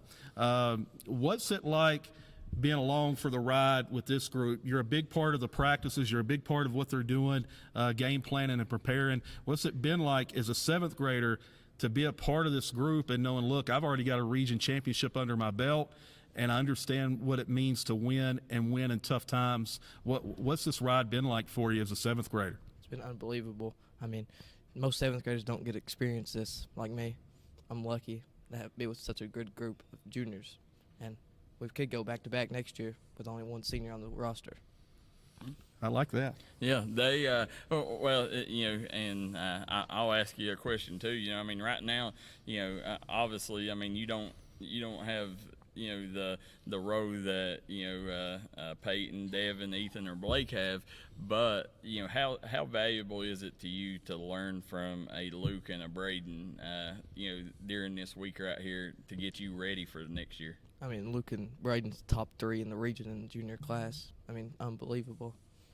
Get to watch them in practice, study their game, and work out with them. Well, Matt, I got a question for you. You know, I mean, when you're out there on the court, you know, I always look for signs to see when y'all's getting things going, when y'all are really clicking. And the sign that I always seen at the region tournament this year was B.J. Parsley's crutch in the air. You know, you knew when that crutch got going, you knew Martin County was clicking. You know, obviously B.J., you know, he's battling some tough issues right now, and I know it would mean more than anything for him to be there, and he's not going to get to, you know, you guys on this front row here, you know, and, you know, I mean, the ones behind you. What's y'all's mindset as far as when it comes to BJ? Are y'all wanting to go out and put on a good performance to try to give him a game to get ready where he can come out? I mean, we definitely want to give him a chance to get on up too, because I mean, he's been on the sideline this whole year, you know, supporting us, being our biggest fan. Yep. I mean, that crutch swing, I mean, it's become a staple on y'all's network. So we definitely want to be able to get him on that floor too. It's what he's been working himself for this whole year. Well, BJ, you've always, people don't realize what you do for Martin County behind the scenes. You know how you keep, whether it's girls, boys, how you keep us updated on everything, making sure you get us, all the info. If your teammates do something, Luke, if he hits milestones, you make sure it's sent in. You play a pivotal role on this team too, and I don't know whether you know it or not how big of a role you play. Knowing when you heard that surgery was scheduled on the same day, what's the feelings there? Yeah, it was a tough pill to swallow when he told me I had to have surgery on the same day we was going up there to rep. And I just enjoy basketball, boys and girls. It don't matter what level. I just enjoy watching it and being involved in it. So sending y'all stuff, getting the exposure, it's just an awesome thing to see. Now, when you look at this team here, obviously you got to think they got a chance to go down there and get that win. How hard are you pulling for them, knowing that there's a chance that you can go to the second game, right? Oh yeah. Yeah. So. I'll be in the hospital all day Thursday, but if we win that first game, get to play on Friday or Saturday, whichever day it is. I have a good chance of going to that, and even though I'll be in that hospital bed, I'll still be supporting him from on that Thursday game. So crutching air the air in the hospital bed, I'll still be supporting. As you guys, Braden, when you take and look at what y'all been through this year, the skids, the tough times, the good times. Do you think that there's anything that the world of basketball can throw at y'all that y'all ain't seen yet? No, we've seen everything. We've been through every high and every low, but we've overcame it, and we've just worked through it and just done what we do. I'm gonna ask an unbiased opinion here. We'll ask Mr. Duff. Duff, these three over here to your right. Well, you can include Mr. Linville in it as well. 3-point contest. Who wins? I don't know. Whichever one gets hot. They all got the capability of it. Yeah, it just depends whichever one gets hot. Yeah, they one of the best 3-point shooting teams, Coach, I've seen in a long time. Not many teams. We talked about teams struggling free throws. Oh, look at their 3-point shooting is higher than most teams' free throw shooting. Well, what makes them so good, especially in that attack game, and makes Duff even better, is because you've got those 3-ball shooters in that 5-out offense, really, really good, and as good as anybody in the state. And that's when you hit shots and you can knock down shots like Martin County, you can ride that wave all the way to a state title. There's no doubt about it. I wanted to, and you can start with Matt. Every player, go down the line, a couple of sentences. Describe this team in your own words, what this team is made of. A couple of sentences, paragraph, whatever you got to do. Every single player on this team. We're just a tough team, We've been through everything.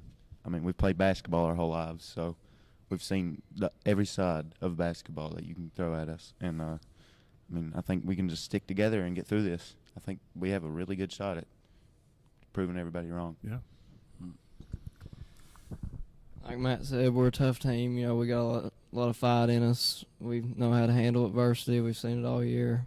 We're a real close group, so we want to win for each other just as much as we want to win for ourselves. And, I think we got a good shot if we go down there and play good and play for each other.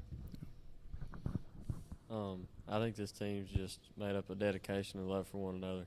We hit that losing streak, and we kept our heads held high, even though, fans' heads started going low, but we kept ours high and showed our dedication. And then, on and off the court, like we talked about earlier, we're always together. We grew up together. Everybody's got a bond that I don't think many teams have. And, I think that's what we're made of. I think we're mostly made up as like a family. Everybody loves one another. Everybody plays for one another. It's just great to have all these boys as teammates.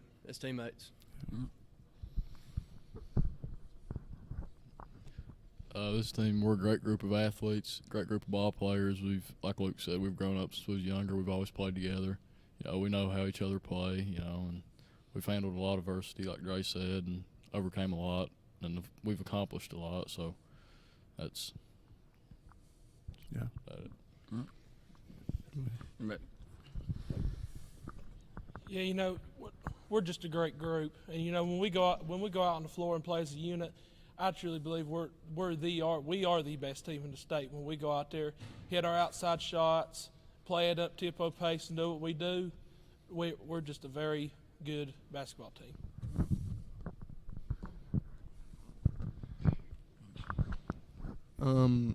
I think we're a great group of kids. We love playing basketball together, and I think we have a good shot down there. I'd say one word that helps describe us is effort. We all go out and give 100% every night. And like in region, when we got down by a little bit, we always fought back. Helped us win. I just think we're physically and mentally tough, and we got some of the best team chemistry on in the region probably, and got a really good chance of going down there and winning. Like everybody else said, I mean, we're a family. I mean, if we ain't played together, we'll play against each other and everything. So, I mean, we may be the underdogs, but I think we can go down and really prove ourselves.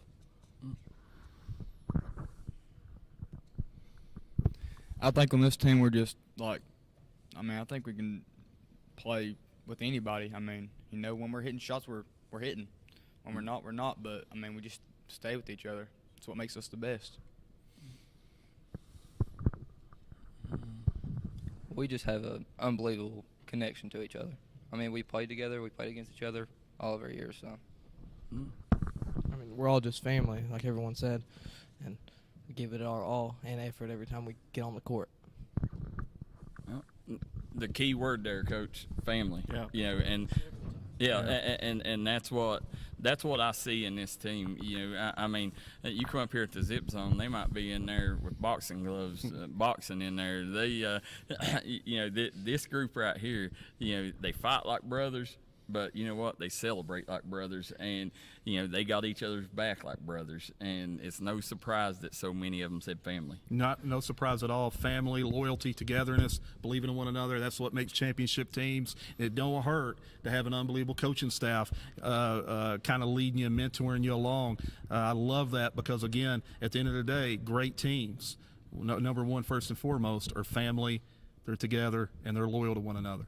Yeah, and the thing I like about this group here is if there's any group to go down there and represent the mountains like should be represented, you know, these are country boys. Right. You know, they're going to go down there and they're going to represent the 606 like no other. You know, I mean, they're the when you think of mountain basketball players, you're getting this group right here, Coach. Well, you're getting a tough group, like you said, Eastern Kentucky boys, right?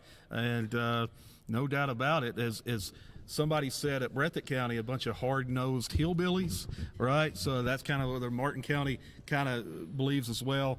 And when you got that mentality and toughness, you better believe you carry that chip on your shoulder. You can go and do some special things. And I don't think the Sweet 16 is prepared and ready for what Martin County's ready to bring here in a couple of days. No, these country boys going to go there and spit some beech nut in Frederick Douglass's eyes, what they're going to do. So as a lot of them may not know what beech nut is these days, but guys, listen, I mean, very few people has ever got to this point. You know, this one thing I can tell you to do during this, don't let the moment get too big, but soak it in, because you think of all the greats that come through here, you know, that has never had the opportunity to play on Rupp Arena or ever got to the Sweet 16.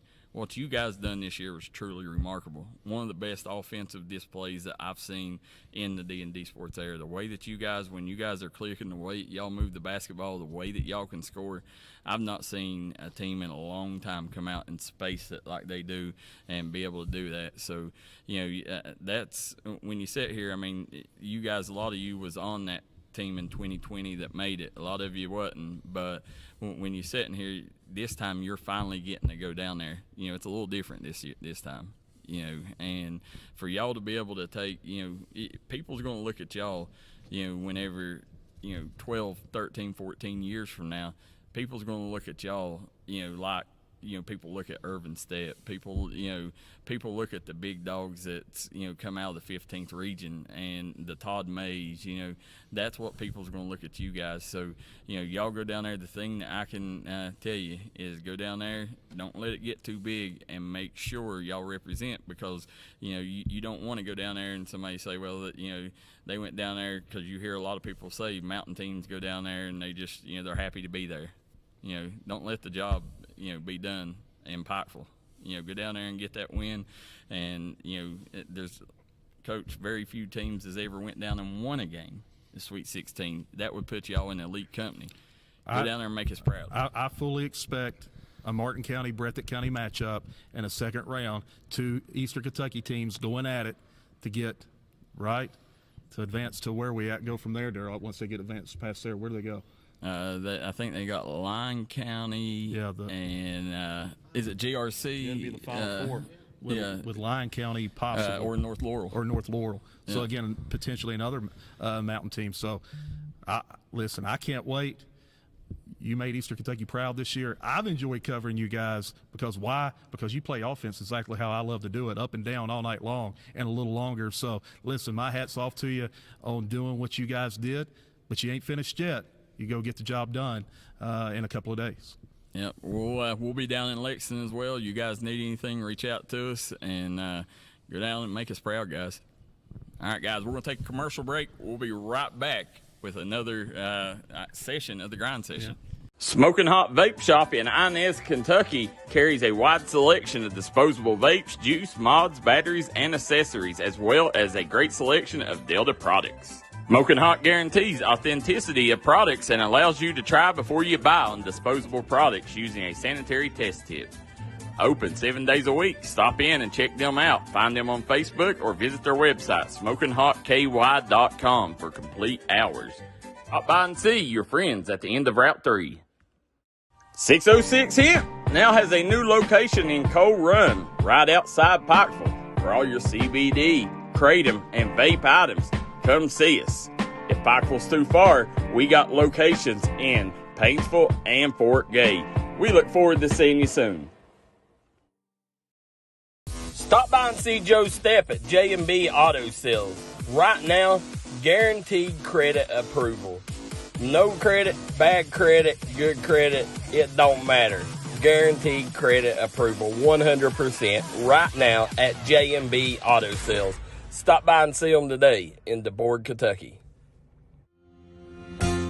Crum Funeral Home in DeBoard, Kentucky is committed in giving the highest quality funeral services for a fair and reasonable price. If you don't want to have to deal with heavy financial obligations during your grieving process, come see us at Crum Funeral Home. Our staff is ready to serve you. With tax season coming up, make the smart decision with your money. Stop at Tommy's Auto Sales in Inez, Kentucky. Right now you can get cars, trucks, and SUVs at the best prices around. Tommy's Auto Sale is a proud supporter of the Martin County Cardinals and all Mountain athletes. Gracie and Tate Merchandising has become a staple here in the Danville and Madison community. They'll make sure you find that treasure that's been eluding you. Everything you need under one roof. New items at discounted prices right here at Gracie and Tate Merchandising. Go Skyhawks!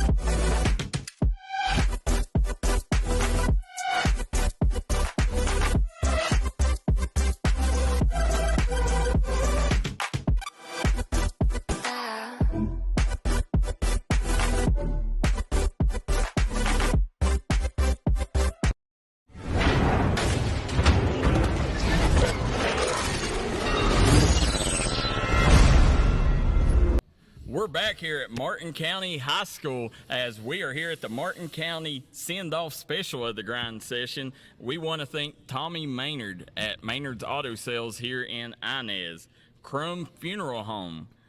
Want to thank ARC, Addiction Recovery Care. And also want to thank our friends at the end of Route 3, Smoking Hot Vape Shop, as well as the folks at 606 Hemp. You know, people ask all the time, you know, with Martin County, why do you guys, you know, why is it so easy in Martin County? Well, Martin County has a Billy Davis that helps us set things up. Well, that helps tremendously. Anytime you got a community partner like Mr. Billy Davis involved in with student athletes, Darryl McCoy involved with D&D sports from almost the get-go. Yeah. Yeah, Mr. Billy Davis has been an MVP for going on 3 years now. Well, whether it comes sponsoring stuff or calling games, he's right there to help us. Right. So as we're sitting here, we got a lot of comments. Stacy Dawes says D&D Sports Network will be an awkward ride home. Coach, listen, we're a lot like Martin County's basketball team. You know, we're family. You know, we fight like brothers, but we also love like brothers. Listen, I say this again. Darryl McCoy, legitimately, I love that guy. And what started out as us acquaintances has became literally like a brotherhood. I'll go to war with this guy any day of the week. We got Roger Bryant. We're going to get to that, Roger. Roger wants to know how the West Virginia teams are going to do. Let's see. We got Justin Maynard says, I'd love to see Martin County versus Breathitt in that second round. They also, Justin Maynard's there at Backwoods Bargains in Louisa. We got Martin County only has one senior. Yes, Bennett Allen, and that's Mr. Matt Linville. So there's a good chance that this team's going to be back in that same spot next year. You know, and then we got a ton of comments coming in, guys. These guys play team ball. Johnny Ventrino says. Robert Wallace says, good luck, Martin County. So proud and so blessed to have Blake Maynard. Christy and Sean Farrell says. Andrea Oprah Maynard says, proud of this team. Said, let's start putting a lot of the bench in. And we got so excited for them. Go Cards, Lena Muncie says. And then again, they're asking us about the Chapmanville game. So as soon as Thomas gets back to his table, we will look at the West Virginia bracket. And then, well, I'll tell you what, on the Kentucky side, Coach, from right now, looking at what you say or what you've seen, I will bring it up here as well. I'll try to bring it up here real quick. The bracket for over on the Kentucky side, and I want to get your opinion. Here it is, your opinion. Okay, E-Town, McCracken County. Who you got? I'm telling you right now, those boys from E-Town, my years recruiting, tough. I got E-Town beating McCracken. I'm taking McCracken in that one, Thomas. Okay. I'm going E-Town. Yes. Okay. The Jeffersontown, Woodford County. Wow. I'm going Woodford County. I'm going Woodford. Yeah, I'm going to fighting Dennis Johnson's. Give me Woodford County. You got Mr. Jasper Johnson. Yeah, we got Warren Central, Pulaski County. You never bet against a Warren Central team. Warren Central. I'm taking Warren Central with Bells. Warren Central. Ashland, Owensboro. Again, it's kind of the same area. I love what Ashland does, and they can shoot the three ball really well. Well, I think we got a tail of the tape, don't we, Thomas? Go ahead and yes, pull that we tail do. of the tape. Let's pull up the tail of the tape. So, go ahead, Coach. Again, I love what Ashland does. Darryl, if there's anybody that's comparable to Martin County and how they space the floor, it's Ashland. And they may even shoot more three balls than Martin County. But guess what? I'm going to go with Owensboro on that one. Oh, I think this is a really good matchup for Ashland, and a lot of people, who would have thought after losing Jason Mays that they would be here? Yeah. And great job stepping in and getting them there. Xander Carter raced the board. I think they're going to give Owensboro more than what they can handle. I'm taking Ashland. I've got the tail of the tape up there. You talk about it. Records: 22-11, 19-10. Ashland's first, Owensboro second. So okay, look. Ashland scores 73 points. Owensboro scores 71. Ashland gives up 61. Owensboro gives up 64. Leading scorers, Xander Carter, 22.3. Owensboro, Kenyatta Carbon 22.1. You talk about even. This is dead even. Rebounds 27.3 Ashland, 29 Owensboro. Rebounding leaders, Xander Carter at 6, Zenyatta Carbon 7.3. Field goal percentage, Darryl. Ashland 47.6, Owensboro 48. Wow. I mean, 3-point percentage, Ashland shoots a 3 a little bit better. That's the main difference. 37% compared to 32.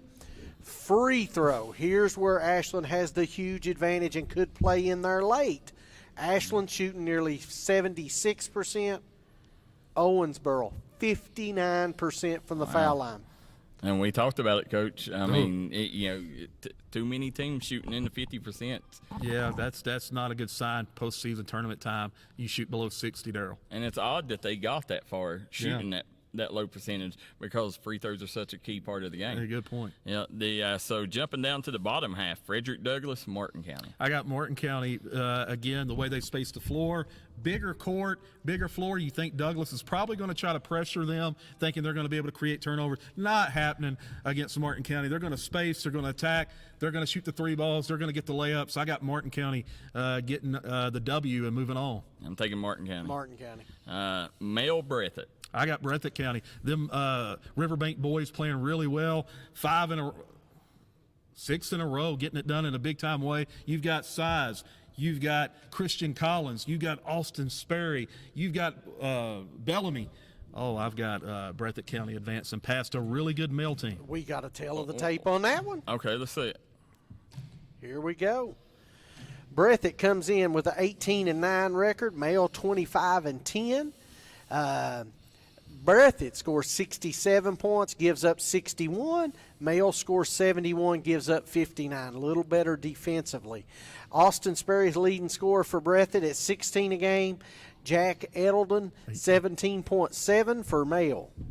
Rebounding, Breathitt has the advantage here. 30 rebounds a game compared to males 26 a game. Christian Collins grabbing 9.4 boards, and Jason Sosway 6.2. Field goal percentage, male shoots it a little bit better. Breathitt at 48.7, 50.6 for male. 3-point percentage, here's the big difference. Breathitt 34% roughly, 33.9. Male shoots it at 42.4% from the 3-point line. Free throw line, Breathitt almost 71%. Male 75%. Yeah, as I sit there and look, listen, what Breathitt's been through, you got to root for the Breathitt County boys. With BB King, with the floods. I mean, they've been through as much adversity as anybody this year. But if I'm putting money on it, I'm taking Mel and Elam. And what I want to again mention is the difference is going to be how Breathitt guards that 3-point line. Watching Mel a little bit, they really shoot it. If they can guard that 3, they're going to have a real good chance, especially that bigger floor. Austin Sperry is playing his best basketball of the year off that pick and roll action, and then Christian Collins and Bryce Hoskins on the interior. I like the matchup, but Breathitt better guard that 3-point line. Yeah, Hoskins is my guy down there. If Hoskins can dominate and they can kind of neutralize what they're doing there, take a big advantage in the paint, and they got the ability to, because Collins is a big dude too. I think that they can, but you've got to slow Jack Edelin down. Yeah. So Lyon County, Travis Perry facing Newport. Lyon County. Yeah, I'm going with Lyon County. Give me Travis Perry. Newport, I know, every now and then they'll have good teams, but, I just think Travis Perry, he is hard to handle. When you have an identity, and me and Darryl talked about this, too many times teams are too worried about spreading the wealth. Too many times teams are worried about outside influences. When you know where to get the ball and get it to them every single time, you become very tough to beat. Oh, Travis Perry going to push them through, and only needs 21 points to pass Mr. B.B. King. Yeah, King Kelly. Yeah, King Kelly. I'm sorry. Wrong King. Yeah, I'm sorry. Definitely. They're going to have Rupperina on their side because everybody wants to be there when he breaks that record. Right. So, North Laurel versus GRC. Wow. Defending state champs versus Reed Shepherd. GRC. I've got GRC. Listen, I'm going to say Reed Shepherd last year, he was embarrassed the way that he played. He's very upset. I spoke to him. He wasn't happy with the way that he played last year, the way that he left. Going into the court that his dad played on, and he went in and he was kind of laid one. Right. Well, now he understands. He's more comfortable coming back his second year. Reed Shepherd goes in, he gets the job done. GRC goes down in the first round. Ooh. So the North Laurel wins that one. Thomas, let's look at the West Virginia brackets real quick. Go ahead and throw them up. We're going to go in order. We'll start with Class A. The bracket is the favorite here, obviously the number 1 seed, I shouldn't say favorite, is James Monroe. They'll take on Cameron. That'll be Tuesday at 7:15. The 4-5 game will be Clay Battle versus Webster County. The 3-6 game will be Tucker versus Hardy. And then the two teams we're probably most familiar with, Darryl, Tug Valley, the number 2 seed, will take on Wahama. Yep. Coming in as a 7 seed as they defeated Tulsa. Yeah. Looking at these teams, I think Chalk's going to come out at the end. I think it's going to be Tug Valley versus James Monroe, who is your 2-time defending Class A state champs. So Tug Valley, they got an uphill battle. But listen, I spoke to the Dunkosaurus down there, Thomas. He is on a different level right now. This kid knows he's got a couple games left in him, and he said when I go to state, he said the legacy I want to leave is I'm a straight dog. I was going to ask you, Darryl, would you consider him one of those dogs? He absolutely is, and you got to think, he would have come out either way because he was here. Oh, that's true. So he's good either way. Yeah, so he was going to state no matter that's what. True. But I tell you, he's on a different level playing right now. He's moved himself up. Scoring, he's not the scorer because last year he was giving you 25-30 a game. Mm-hmm. This year he's got a new role. He's kind of a leader, right. And that's what he said. He said, I'm embellishing my role. He said, I got weapons. He said, I'm gonna make sure these boys. He said, and then when it comes down to it, he said, I'll take over if I have to. Player of the Year candidate. Yep. Candidate. He's definitely moved into the conversation. Oh, we got a couple more Player of the Year candidates as we go through these brackets. Thomas, what's next? Let's go to 2A. We're just going to go in order, Darryl. But Tug Valley, I got Tug Valley upsetting James Monroe. Here we go. All right, this is your 2A bracket. Williamstown will take on Trinity Christian. That's the 1-8 game. The 4-5 game is Charleston Catholic versus South Harrison. And then the game that we're most interested in is number 3, Chapmanville, takes on number 6, Ravenswood. Mm-hmm. That'll be Wednesday at 9:30 a.m. So you'll be able to see the Chapmanville Tigers there. They'll take on, if they defeat Ravenswood, they'll take on the winner of, they got a tough bracket, yep. Bluefield and Wheeling Central. Listen, this bracket is brutal.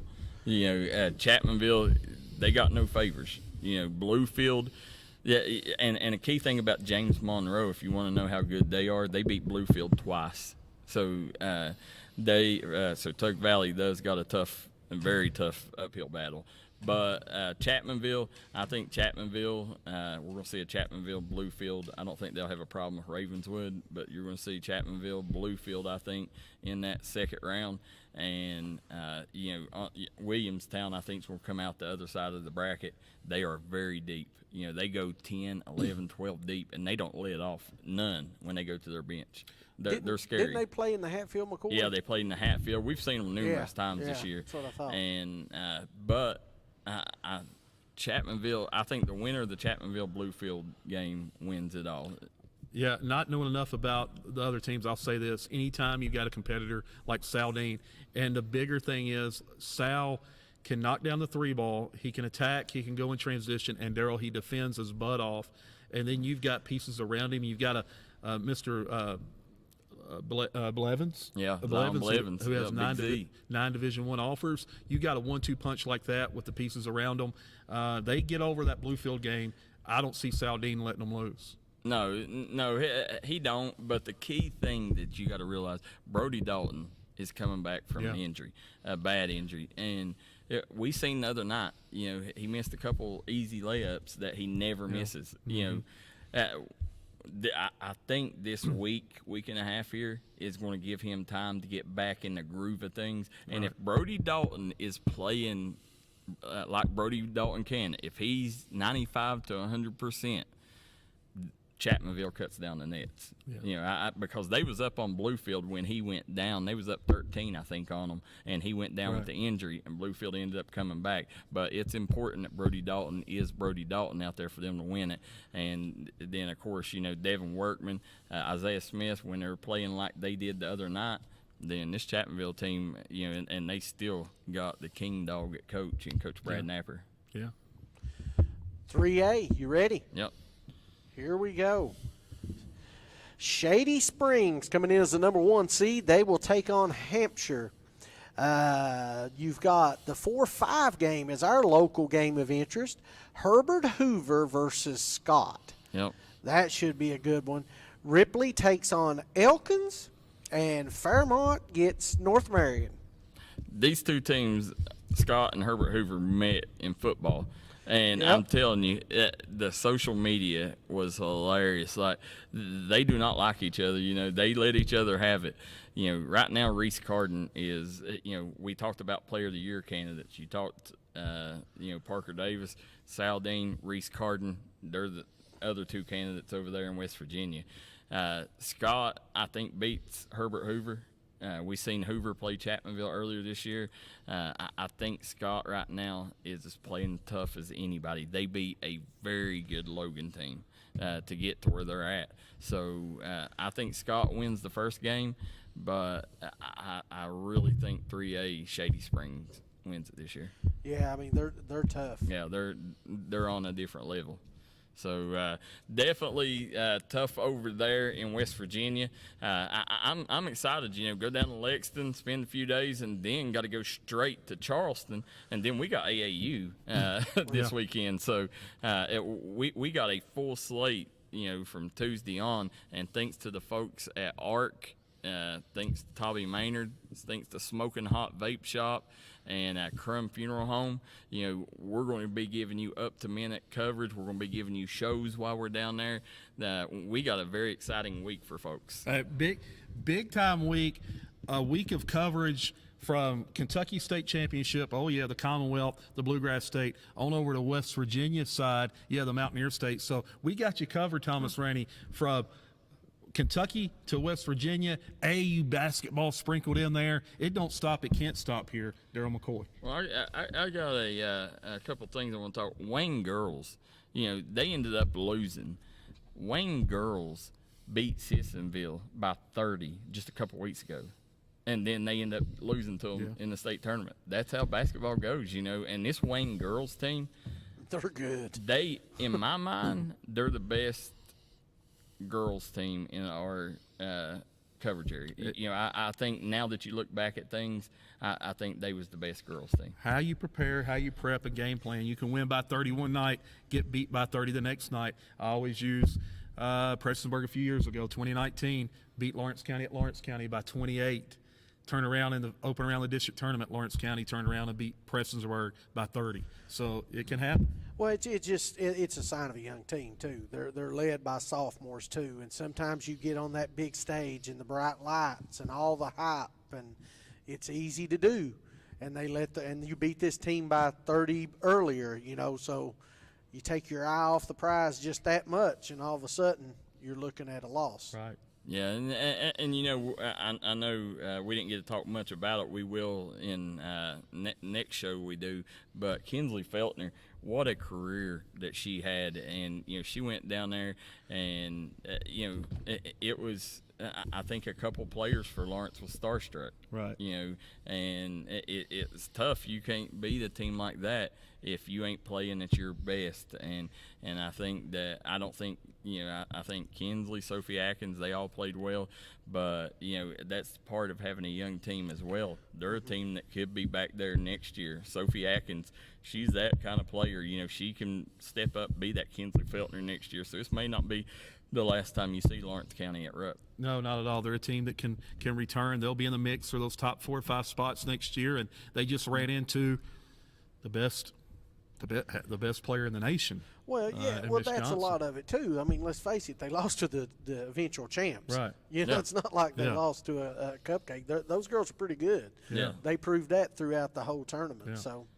Well, this week here, you had Kennedy Harville, Jada Johnson, and Maddie Mead all sign college their letter of intent. So Maddie Mead and Jada Johnson will be rooming together at KCU, and then Kennedy Harville will be going to Pippa Passes to play with former teammate Katie Jo Moore. And Darryl McCoy, guess who was in the building? D&D Sports. Yeah, absolutely. Had a ball, wouldn't have missed it. That's the thing. Them girls. We've covered Meade and Harville as much as we have any girls along the way. Right. And then Jada this year, she has such a spectacular. Your heart goes out for the way her season ended. Yeah. So, but I'm glad that all 3 of them got the chance to play next level ball. No doubt about it. Congratulations to those young ladies. As the lights dim down in Martin County, Kentucky. It's telling us it's about that time, Coach, as we got Dick Vitale decided to not call the NCAA tournament game. In all of his years commentating, he has never called the NCAA tournament, said he was loyal to the mothership. And listen, and I believe him. Anybody that knows Dick Vitale knows that he's genuine, and that loyalty goes a long way, and he's shown it throughout the last 40 years. ESPN, give the man a pass. Dick Vitale is everybody that thinks college basketball. He's the first announcer that you ever will bring up. Right. ESPN needs to go to him and say, "Hey, Dickie V, man, take this opportunity." I get amazed when I see on Twitter, social media, people say, "Well, we all win when Dick Vitale turns down that opportunity." I just don't get it. I love him. I love that man. The Yep. excitement, the energy, the passion that he has for the game. You won't see another one come around the pike in a long, long time. Dickie V, listen, I'm tuning in if that man's calling a game. Yeah, exactly. You know why the lights are going dim here? Because we're draining the energy in That's Inez. right. I tell you what, I love it, energy's Thomas on Rainey. 1,000. You're Coach. exactly right. We've had the Cardinals in here. It's hyped up. It is hyped up. The energy's Somebody messaged said, "Is it Thursday yet?" They're ready to go here, Martin. We're ready to go. We got our bags packed. We're ready to leave. So, a great story coming out of Martin County here. Martin County band director and Pike Central's band teaming up. Pike Central, the best band guys, bar none, in Eastern Kentucky.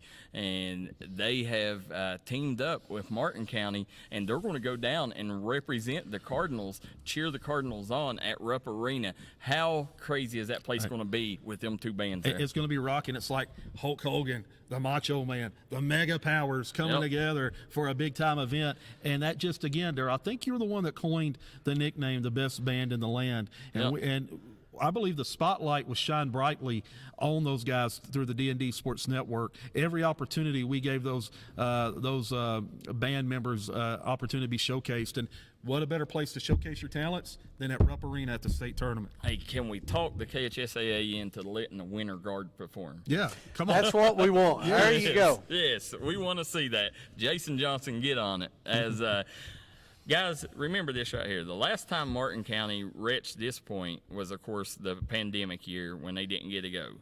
Okay, before that, it was 1954 and 1941. In 1941, they didn't win district and ended up winning. Now, here's the thing. Think of that. One state title without winning district. They had 12 teams in the district back then. You think about that. Wow. Yeah. Now here's let me real quick give these Cardinal fans. Inez beat Elkhorn City, Prestonsburg, and Garrett to take the 15th region title in 1941. Then at state, they run through Williamsburg, Hazard, Hardin, which closed in 1956, and St. X. Wow. So been doing my homework here, Coach. As back then in their district, they had Blaine, Clifford, Flat Gap, Inez, Jennies Creek, Louisa, Meade Memorial, Oil Springs, Paintsville, Van Leer, Warfield, and Webbville. Wow, I want to know a little more about Jennies Creek. I've never heard of that school. Wow. Have you heard of that, Tom? I've not heard of over here in Kentucky, Jennies Creek, but I've heard in West Virginia. Yeah. Well, maybe they were somehow brought together. Well, 12 teams in a district. Yeah. You don't need a super region there. Right. No, absolutely not. Well, every district land, the smallest district was the 60th, and they had Canal City, Easel, Frenchburg, Royalton, Salyersville, Sandy Hook, and West Liberty. The 58th was Oxshire, Betsy Lane, Garrett, Martin, Maytown, McDowell, Prestonsburg, Wayland, and Wheelwright. And then in the 57th, you had Belfry, Dorton, Elkhorn City, Feds Creek, Hellier, Johns Creek, McVeigh, Phelps, Pikeville College Academy, and Virgie. Wow. Wow. Think of that. That's insane. That it's funny how how things have changed. You're exactly right. Now I wish we still had them amount of exactly. schools. The things have changed, times have changed, consolidation, but the one thing that hasn't changed is these nets that you cut down, you'll remember for a lifetime, forever and a day. I promise you, no matter where you go, when you go, it don't matter what region you win, what district you win, Thomas Rainey, you get a piece of this net, you hold on to it for a lifetime. Oh, yeah, they've got 2 of them, 3 of them right now. They're going for a 4th. Listen, you'll cut this little piece, and you'll save that piece will be in your life the rest of your life. Yes. Yeah, exactly. I want to jump back to the girls for just a second. You throwing out fun facts? I'm going to throw out a couple. Did you know the Lawrence County win over Pikeville stopped a 38-game winning streak for Pikeville girls in the 15th region? No. Wow. Kind of on a UCLA UConn. They were undefeated last year, and that was the only game 15th region-wise they lost this year. Goes back to all the way back to 2021 when they lost to Floyd Central at Floyd Central. Remember that game? Yep. Yeah. That was the last time they lost to a 15th region team. They are in the last 3 years. They're 51-3. Think of that. When you go and look at that girls. Now, I think it had been a 4-year streak that there's not been another 15th region MVP besides Trinity Row. Yeah. That's insane. Yeah, I mean, when you stop and think about it. Yeah. Pikeville has dominated the last, foresee moment. Really, the last 4 or 6 5 years. Yeah. So very, very impressive. The region tournament guys, you guys at home, Catbird Isaac's tuning in. She says, thank you guys. Listen, you guys represented again. D&D Sports, blew away the competition again. Thanks to you folks at home. Thanks to our sponsors that made it happen. I mean, the 15th region is the Mecca, and it wouldn't be the same without D&D there. And it's you folks at home that make it that possibility. 3 years in a row, Coach, 15th region. I mean, just the Super Bowl here at D&D. Yeah, absolutely. Back to back to back defending champions in sports media, Thomas Rainey. And facts don't lie, stats don't lie. You go look it up. It wouldn't surprise me if Thomas Rainey has a graphic up soon on the domination of 3 straight years. And that's not hyperbole. That's not being cocky. That's just the facts, and it's the presentation, the product that's put on night in and night out. Listen, it ain't happening. You're not getting 10,000 people tuning in and knocking off the other people that's been around the block for 30 years if they don't trust in what you deliver. It ain't going to happen. It ain't by happenstance, and it ain't by luck. Yep. And like I said, there's a lot of great media outlets, but it just so happens that when it comes to sports, D&D, we do it better than anybody right now, and, it's you folks at home that make it that, it's our sponsors that make it. So definitely want to thank everybody for tuning in, guys. What a great show it was here, and it couldn't have happened without Tommy Maynard at Tommy's Auto Sales, Crum Funeral Home, ARC Addiction Recovery Care, who sponsored the girls and boys state tournament we're doing, and Smoking Hot Vape Shop, and the folks at 606 Hemp. They're the ones that made this possible, makes this week's coverage possible. We want to thank each and every one of you guys. Please frequent their businesses and give them a big thank you, because we wouldn't be able to do it without them. guys, Martin County goes down. Hopefully they come back. One of the mountain teams win a title, whether it's Ashland, Breathitt, or Martin. Hopefully it's the Martin County Cardinals, but we'll settle for any of the mountain teams coming. But we hope everybody, whether you're watching at home or whether you're traveling down there, get down there, cheer on the 606, go to all them teams' games and help them, because they're going to need your back and your support. And Darryl McCoy, guess what? D&D have the updates throughout those matchups in the first round. Yeah, we'll have quarter by quarter updates. We'll have shows. We'll have everything going on. Make sure follow us on all of our social media sites, whether it's Twitter, Instagram, YouTube, Facebook, TikTok, or the website dndsports.com. We will have you caught up on everything from state tournament in Kentucky and West Virginia. So make sure, guys, till next time. Thomas Rainey over here, the maestro on the boards. Kevin Keathley, I'm Darryl McCoy. We will be back, Coach, after the state tournament with another episode of the Grind Session. Till next time, so long and good night.